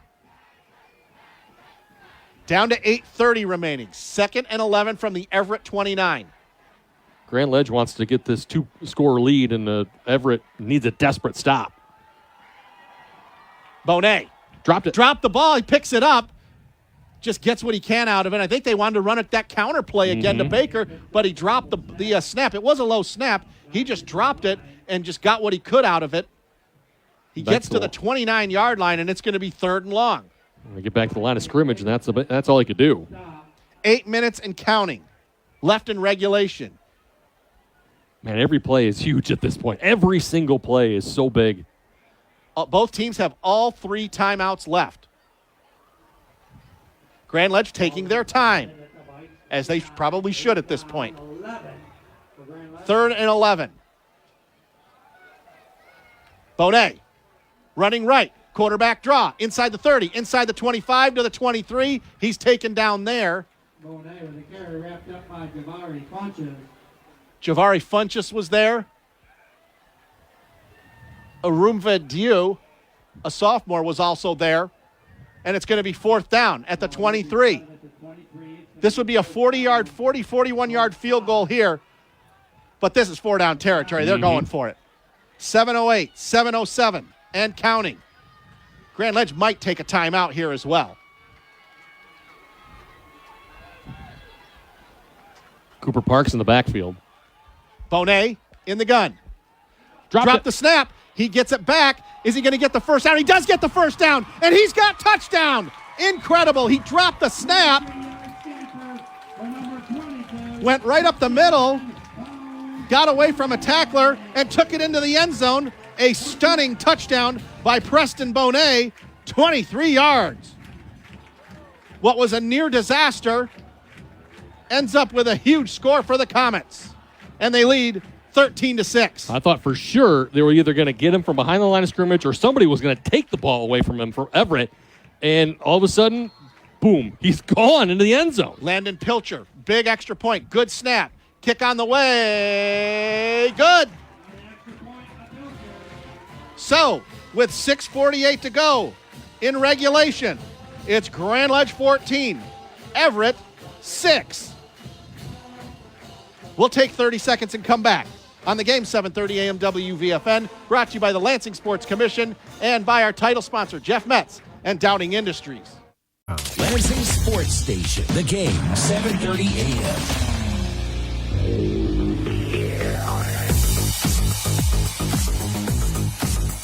Brock Hallbush, Eric Doc Love, a stunning touchdown on 4th and 5 from the 23-yard line. Preston Bonet picked up a low snap, which he fumbled. He just dropped the ball, picked it up, improvised, and scored from 23 yards out. A stunning touchdown with 6:48 to go in the fourth quarter. Landon Pilcher hit the extra point, so it's an 8-point lead for the Comets. So if Everett does score a touchdown on this next drive, they have to go for 2. Mm-hmm. Pilcher kicks it off. High and deep, taken at the 4-yard line. Taken by number 4, that's Makari Boyer. And he's tackled inside the 15-yard line at the 11, actually. Number 7, Mason Myers, a sophomore, takes him down. Everett deep in their own territory. 6:42 left in regulation. They do have all 3 timeouts, though. Comets kick coverage has been superb here tonight. 1st and 10 from the 11. They got to go 89 yards for a touchdown and then get the 2-point conversion. Why? Well, because when they scored their touchdown, they missed the extra point. I'm telling you, missed extra points. You know what? In this situation, if he had made the extra point, Everett probably would go for 2 anyway to take the lead. Yes. Pistol formation for Najee Davidson. Handoff behind him. There's a hole. 23. That's Logic Leola. He's out over the 20 to the 23-yard line. Middle by Logic Leola, wrapped up by Noah McCartney. Quick 22 on the ground. 12 yards on the play, up to the 23. Noah McCartney on the tackle. Pistol formation again. Leola behind Davidson. Handoff. Davidson, or Leola, goes right side. Finds a hole, but he can't quite get outside. Number 5, Noah McCartney, takes him down after a short gain of 1. Mm-hmm. I thought he was going to get the corner. Looked get like to the outside. He did, yeah. Grand Ledge able to hold contain just enough. McCartney able to recover after I thought he was out of play. Out of position, excuse me. 2nd down and 9 from their own 24. Under 6 minutes to go. Got to think it's 4-down territory regardless of where it is now. Davidson faking the handoff, looking, trying to get away. He's going to take off, and he's not going to have the first down. He's down after a short gain. It's going to be 3rd down. Yeah, the coverage, no receivers are getting open right now. No. I don't know if Davidson is not seeing something or if there's just excellent coverage. Parks with the initial hit. Cooper Parks, number 25. 2 yards on that scramble. Ball at the 26, 3rd and 7. 5, he got out of bounds, so it does stop the clock. 3rd and 7 from the 26.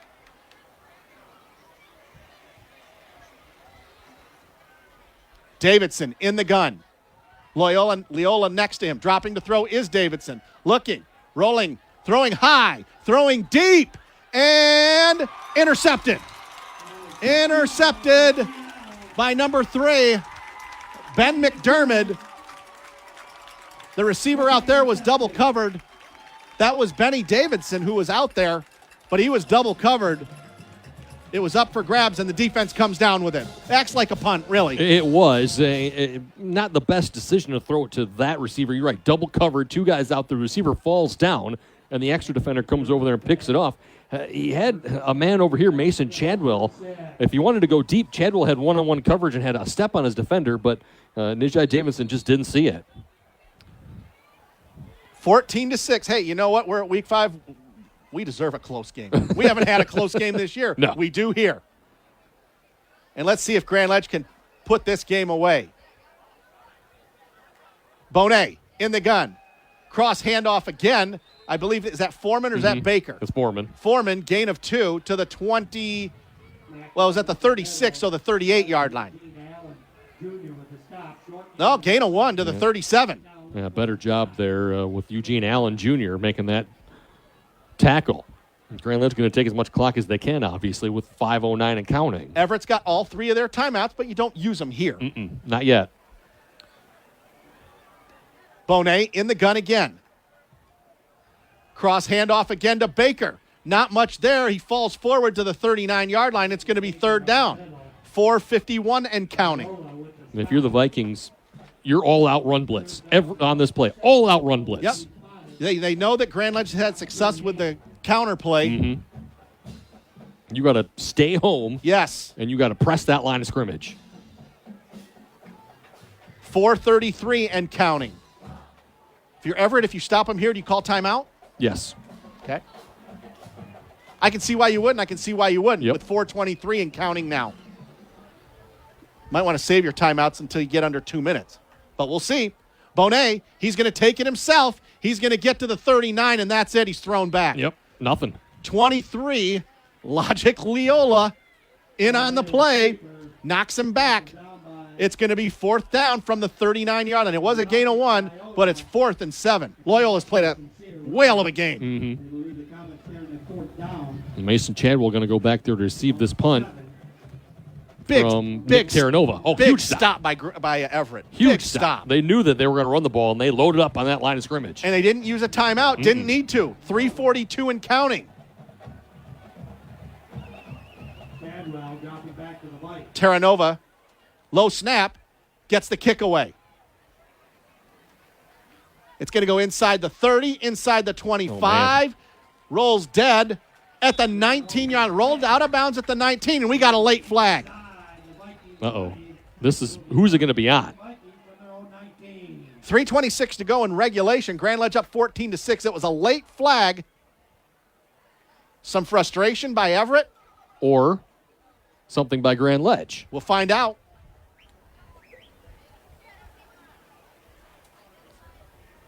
Personal foul. Everett. Oh, man. It's offsetting. Oh, offsetting. Okay. All right. 1 for each team. So it'll be 1st down and 10 from the 19-yard line. If that had been just on Everett, that would have been devastating. Oh, man. But they offset. Puts them inside the 10-yard line. So offset. No yardage there. We crossed the 9 o'clock hour. I want to let you know you're listening to your trusted source for high school sports coverage. The game, 7:30 a.m. WVFN East Lansing, a Town Square media station. Brock Palmbush, Eric Doc Love here at Grand Ledge High School. Grand Ledge leading Everett 14-6. And for those of you listening out of state or around the world, that is Lansing Everett High School on the south side. We know that, yes.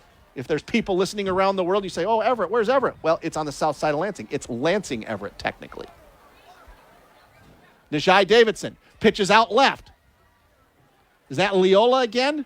I believe so. He gets 3 yards on the play. Out to the 22. He might not get a good mark. It's going to be 2 yards to the 21. 3:11 to go and counting. It was Leola. Yep. It is a gain of 3 to the 22. Beatty with the tackle. He's had a heck of a second half, Beatty has. He's always around the ball himself. Yep, he's very good. Under 3 minutes to go. Don't have to hurry, but it can't get too slow. Right. If you're Everett. Like what John Wooden used to say. Be quick, but don't hurry. 2:47 and counting. Davidson dropping to throw. Can't find anybody. He's going to run himself. 20, 24, snowed under there. Got what he could. It's going to be 3rd down and about 5. 2:30 remaining. was looking for Mason Chadwell, and he sat down on the route, and so did the corner. The corner waited for him. Nice job by number 7, Mason Myers, who was guarding him. Ball on the right hash. 3rd down and 5. Got to think 4 downs here. Mm-hmm. We're down to 2:08 left in regulation. Davidson in the gun, dropping to throw. Looking. He's going to throw it deep. Heave it deep. He's got a man out there. He throws it out of bounds. Oh, man. Minute 58 to go. He was looking for number 4, Makari Boyer. He just threw it out of bounds. Mm-hmm. Really wasn't even close. And yes, Everett is going to go for it here. Now, if you're Everett, you go for it. You don't need to call a timeout here. You need to call, if you don't get it, you need to save your timeouts for defense. Yes. You don't have to pick it all up right now. You just need 5 yards. You just got to get the first down. You just need to move the chains. And don't call timeout. Get this play off. Mm-hmm. Minute 58 to go. Biggest play of the game now. Davidson dropping to throw. Looking. Is he going to throw it deep again? No, he's not. He can't get away, though, from the defenders. Grand Ledge's defense gets him at the 25. Everett is turned away at the 26-yard line. Grand Ledge will get the ball with 1:49 to go in regulation. All day to throw. Najai Davidson couldn't find anybody. The big plays haven't been there, Brock. Nope. The passing game just hasn't been there just for Davidson. Just that one in the first half, and they didn't score on it anyway. So now Grand Ledge gets the ball with 1:49 to go at the Everett 26. Everett's got all 3 timeouts, so don't leave us yet. It's not over yet. Grand Ledge had some snap issues last drive. Man, we are on this. We are same wavelength. Simpatico right there, thinking the exact same thing. In the shotgun is Preston Bonet. Let's see if snap issues here. Nope, good snap. Bonet's going to take it. He goes right side, inside the 25, down to the 22, 23-yard line. Everett's going to take their first timeout. Bonet with the run. 1:39 left in regulation. It's going to be 2nd down. 6. See where they mark it. 22, 23-yard line. Now, if Grand Ledge gets a first down here, this game's over. Mm-hmm. By the way, it's the 26th carry of the game for Preston Bonet.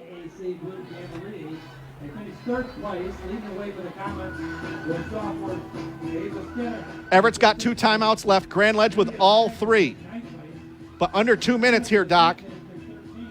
If Everett can't get a stop here, it's victory formation. Mm-hmm. Well, end of 3, Saranac 12, Langsburg 7. Wow.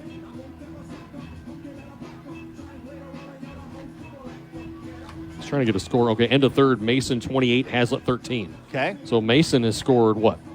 21 straight? Yeah, 21 straight. Yeah, because they were behind. Yep, it was 13-7. Yep.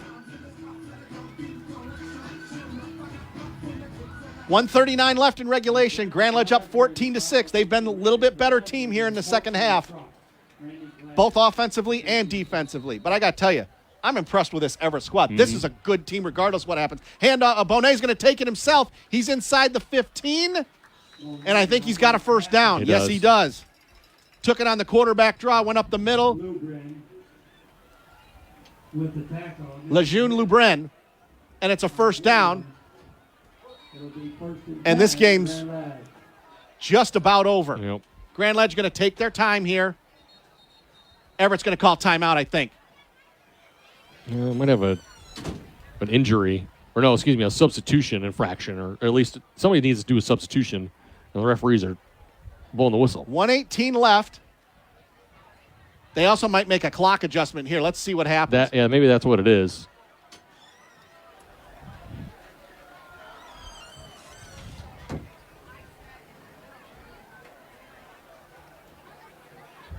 Yeah, they're over talking to the Grand Ledge coaches. I think they're trying to talk to people up here in the press box. Yeah, I think it might be a clock issue. We'll see. Yep, there's more time. It's 1:32. 1:32, okay. Too much time had run off. Okay. They didn't stop the clock after the first down. They just kept rolling. Yeah. It just kept rolling. Yep. So I would imagine here the play clock is reset to 25. It is. Grand Ledge will take their time. They might even just run this down and call a timeout. So they can run the clock down to, 107, 108?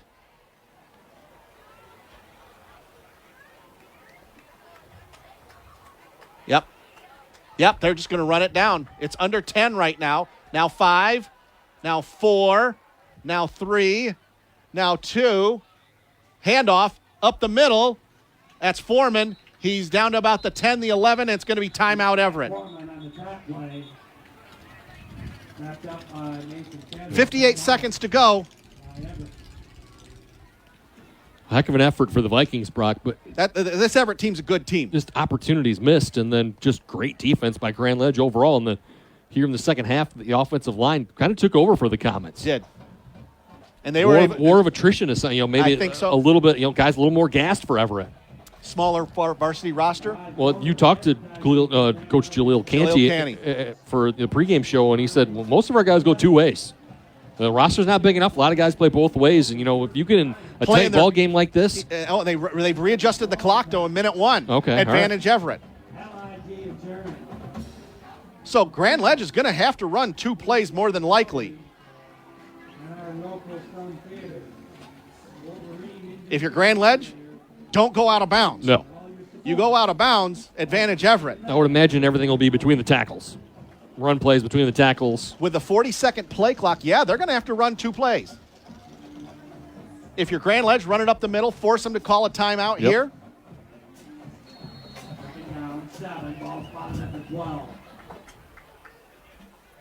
Bonet. Low snap, up the middle. Inside the 10, inside the 5, touchdown. That'll do it. Well, that makes everything that we just said moot. Preston Bonet, an 11-yard touchdown run. And Grand Ledge is going to win it. 11-yard touchdown run. It's 20-6 Grand Ledge. And Grand Ledge is going to go to 5-0. Mm-hmm. 57 seconds left. Landon Pilcher on for the point. Up. Inside the left upright and good. Well, Grand Ledge was in a fight tonight. I mean that in a positive sense, of course. And it sure looks like they're going to come away with a victory. It would take a miracle now for Everett. But Everett playing their guts out tonight. Just looking like and sounding like and trying to convey that to you, the listeners. Grand Ledge with a bigger squad.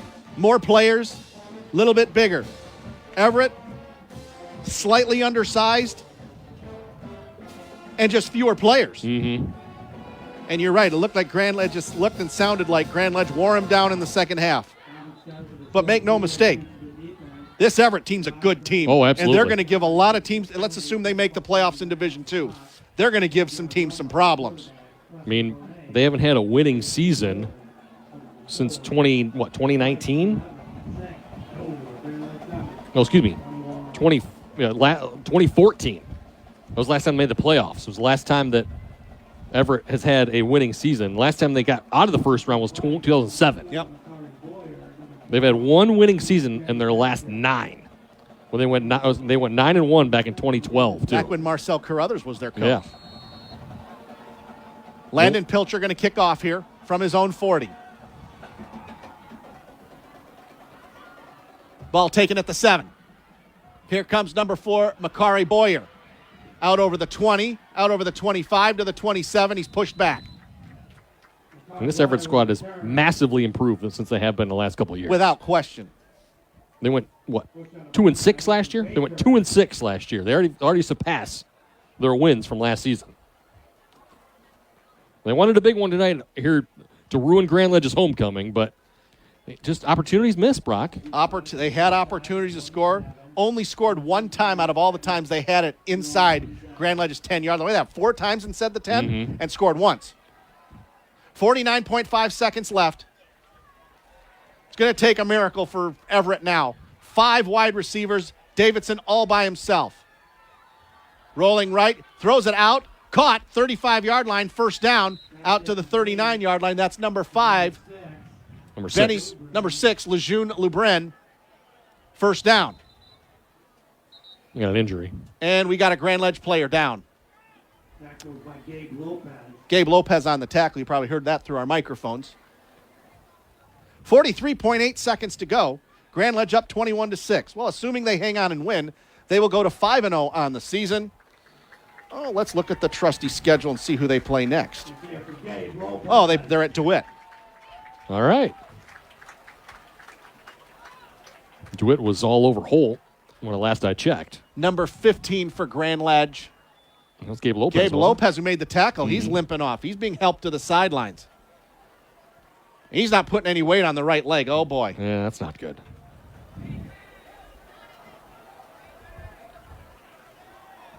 So you hate to see that late in a ball game like Sure this do. when you're winning. Clock running now. Davidson in the gun, dropping back, throws it out over the receiver. That was Benny Davidson. Incomplete. Grand Ledge just playing umbrella, soft zone defense. Pass is incomplete. 35.4 seconds to go. It'll be second down and 10.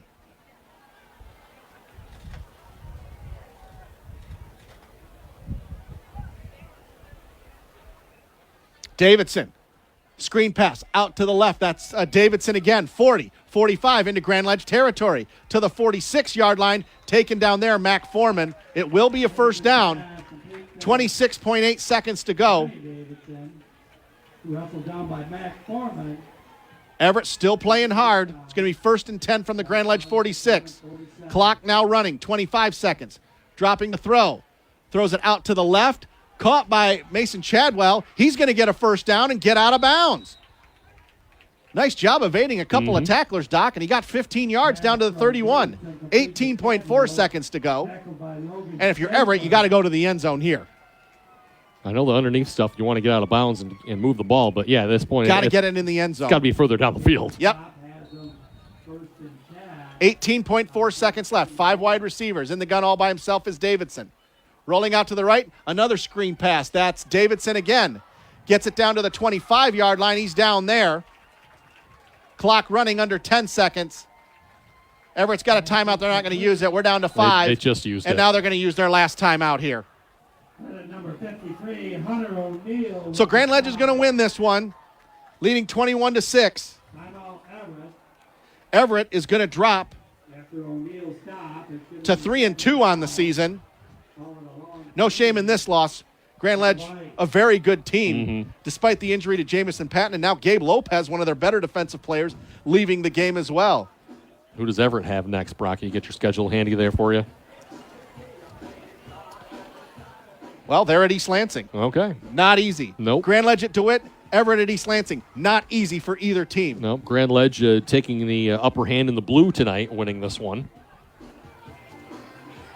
And right now they are 2-0. Make them 3-0. East Lansing out of conference tonight playing Grand Blanc. What's East Lansing right now in the blue? 2-0. They're 2-0. So and they beat DeWitt last week in a wild game. So a half-game advantage for Grand Ledge at this point. And they play later on in the season. Either, what is it, week 8, week 9? I think it's week 9.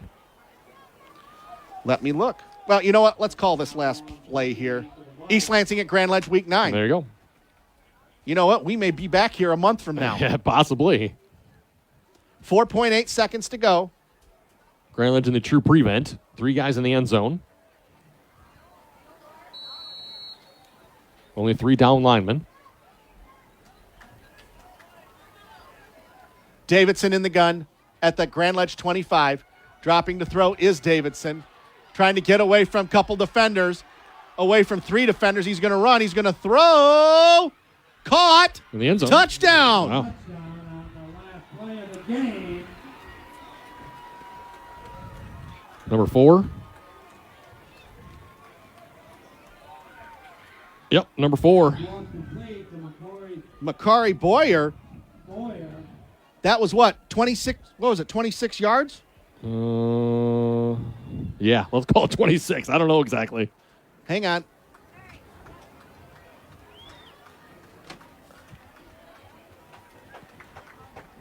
And they're not going to try the extra point. Nope. They're just that's the ball game.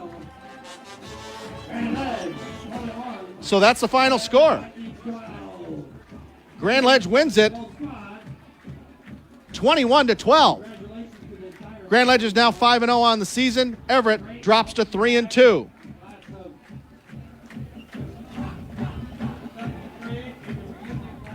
We'll take a timeout and come back. Post-game stats and analysis. Grand Ledge wins it 21-12. It's now time for This Week in High School Sports with John Ross. The Scholar Athlete Award rolls into its 35th year, and a quarterback goes from Blake Shelton's team to the Grass Lake team. We'll explain. I'm John Ross, and this is This Week in High School Sports, powered by Michigan Student Aid. Applications are now being accepted for the MHSAA Scholar Athlete Award presented by Farm Bureau Insurance. 32 student athletes will eventually be selected to receive $2,000 college scholarships. This is the 35th year of working with Farm Bureau on these awards.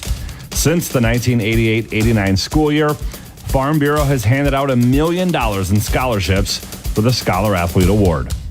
Seniors with an unrounded 3.5 or better grade point average who have earned at least one varsity letter in an MHSAA-sponsored sport are eligible to apply.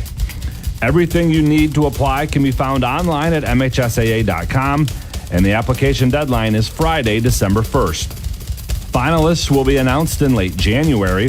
The scholarship winners will be announced throughout the month of February, and those winners will be honored during the boys basketball finals at the Breslin Center in East Lansing in March. It's time for Game Balls, when we highlight a trio of standout performances from this past week. First, Kearney Nadeau's Samantha Ketch had 18 assists, 8 aces, and 7 digs in a straight sets win over Rapid River on the volleyball court. Zeeland swimmer Jenna Mayer, she was first in 2 individual events and part of 2 relay wins in a dual victory over Holland. Mayer was the fastest in the 50 free and the 100 breaststroke, and on teams that won the 200 medley and 200 freestyle. And to Brighton cross-country runner Elijah Forboard, his time of 16:33 was enough to give Brighton a tie-break win over Northville in the Elite Division at the Spartan Invitational. Brighton and Northville are the last 2 Division I champs and were tied after the first 5 runners, but Forboard's run gave the Bulldogs the win. For high school seniors, the matchup of the year isn't on the field. It's actually online. That's right. When you fill out the FAFSA, the free application for federal student aid, you could also be eligible for thousands of dollars in additional money from the Michigan Achievement Scholarship. Yep, nearly 80% of students who fill out the FAFSA may be eligible. Now that's a matchup we can all root for. Get started today at michigan.gov/achievement. The Michigan Achievement Scholarship. It's a game changer.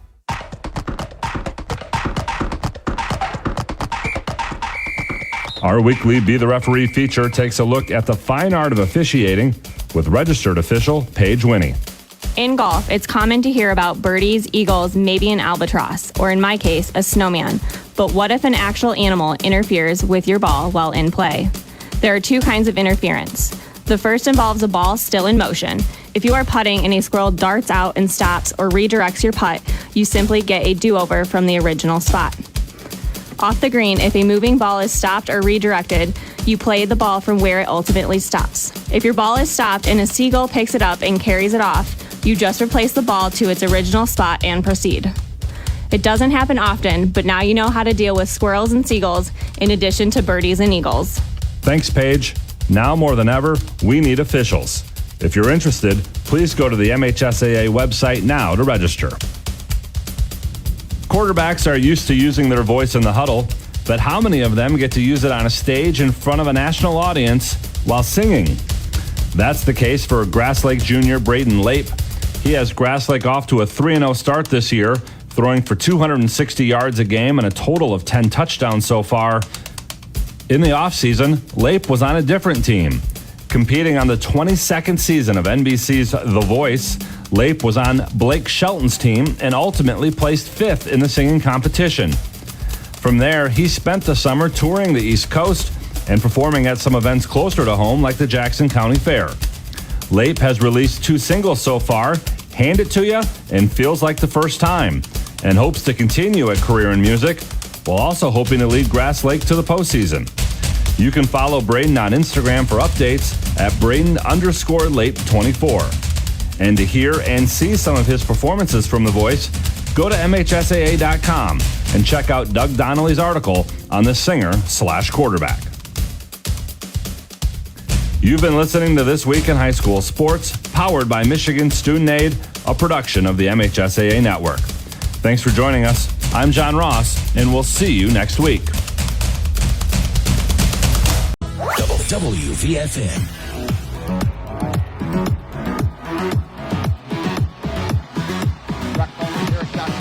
Post-game time. Grand Ledge wins it over Lansing Everett tonight, 21-12. Grand Ledge now 5-0 on the season, 3-0 in the CAAC Blue. Everett drops to 1-1 in league play, 3-2 overall. Dowding Industries presentation of high school football brought to you in part by the Lansing Sports Commission. No matter the sport, the Lansing Sports Commission can make your next event your best event. Plan on something greater. Find out more at lansingsports.org. And by Jeff Metz and Dowding Industries, our title sponsor for this year high school football, recognizing the effort and commitment athletes give to the sport of football. And they're always interested in individuals that have the drive and desire to be successful in work and in life. Check them out at dowdingindustries.com. You may find a successful future here. Here's a scoring summary. There was no scoring in the first half. We were scoreless at the end of 24 minutes of play, but then the offenses got going a little bit. Everett got on the board first. Logic Leola, best player for Everett tonight. He had a 5-yard touchdown run at the 7:22 mark of the third quarter, their first drive of the second half, and he was able to score. It was 6-0 Everett. Extra point was no good, so it was 6-0 Everett at that point. Grand Ledge took the ball back. He got the ball back, went right down the field and scored. 5.5-minute drive. The freshman, a 9th grader, 14 years old, Anthony Baker, 1-yard touchdown run. Extra point by Landon Pilcher was good. 7-6 Grand Ledge at that point, and that was the score at the end of 3 quarters of play. After a Everett turnover, interception by Najai Davidson, Preston Bonet, a 23-yard touchdown run. Extra point by Pilcher, good. And at the 6:48 mark of the fourth quarter, 14-6 Grand Ledge. Everett punted, couldn't move the ball. They punted. Grand Ledge tried to run the clock out, looked like they were going to. And, they put the game away because Preston Bonet finished a drive, 11-yard touchdown run. Extra point was good. And with 57 seconds to go, it was 21-6 Grand Ledge. Everett got the ball, and they took it down the field. And on the very last play of the game, Najai Davidson threw a 24-yard touchdown pass, and that was to number 5, Makari Boyer. They did not attempt the extra point or a 2-point conversion. There was no need to. Mm-mm. And that was the final score, 21-12 Grand Ledge. That was the end of the game. Penalties, 5 penalties for 31 yards for Grand Ledge. Everett, 3 penalties for 15 yards. There was 1 turnover in the game, and Grand Ledge cashed it in for a touchdown, and Grand Ledge wins it 21-12. Very impressed with both of these teams. Coach Joe Bry improvising the offense because the starting quarterback, Jamison Patton, is out for the foreseeable future, maybe for the season. We don't know. His left arm was in a sling, so Preston Bonet, probably the best athlete on the team, starting quarterback, did a good job tonight. Had some issues with the snap. He did fumble once. Or did he fumble twice? I know he fumbled once. Grand Ledge was able to recover it. Once officially. The second one was a snap, so not technically a fumble. Yeah, true. He didn't lose possession of that one. But solid job by him tonight. Really impressed with Anthony Baker. He's 14 years old and a 9th grader, and he had, well, you've got the stats right there. Grand Ledge winning at 21-12. You've got the final stats right there. Total stats for both teams: Grand Ledge 330, Everett 296. So all right, pretty close. Pretty close. Grand Ledge had the lead at halftime, and then they held it on for the second half. Preston Bonet 4 for 6 for 27 yards. So not much in the passing game, but rushing. They may need to do that later on if they want to go deep in Division I. In the Division I tournament, they're going to have to throw the ball some. Yes, unless they can run as well as they did every single time. Or just, running for 400 yards. They had success with the counterplay tonight for the most part. Yep, 28 carries for 170 yards and 2 touchdowns for Preston Bonet. And then Anthony Baker, as you precluded to, he had 15 yards at halftime, ended up with 91. So 13 for 91 and a touchdown. Okay. So pretty much everything on the ground for them for the most part, and only 27 yards through the air. So over 300 yards rushing. for this that'll Comet work. squad. That'll work. Yeah, they'll win you ball games most often than not. Yes, it will. And the tough loss for the Vikings, Nijai Davidson, 9 for 16 for 150, a touchdown and an interception. Did run the ball 17 times for 90 yards. Lejeune Lebrin, 2 carries for 58 yards in this one, and those are the 2 big playmakers, besides, obviously, number 23, Logic Leola. You'd have that rushing touchdown and a ton of plays defensively. He did, but played a whale of a game tonight. Everett falls to 3-2. Grand Ledge is 5-0. Everett's a good team. We know Grand Ledge is a good team. Yep. Let's see what Grand Ledge can do against DeWitt next week. Everett is at East Lansing, so tough games coming up next week in week number 6. No taking a week off, that's for sure. Nope, not for them. We'll take our last time out and come back and give you scores from around the Mid-Michigan area, what we have, and tell you what potentially we could be doing next week. We may be going to the CMAC for the first time next week, depending on what happens this weekend. We'll give you the scores that we have. We're going to come back. One final time from Grand Ledge. Grand Ledge wins it over Everett tonight, 21-12. You're listening to your trusted source for high school sports coverage. The game, 7:30 a.m. WVFN. And the Lansing Sports Network, brought to you by Dowding Industries and the Lansing Sports Commission. WVFN.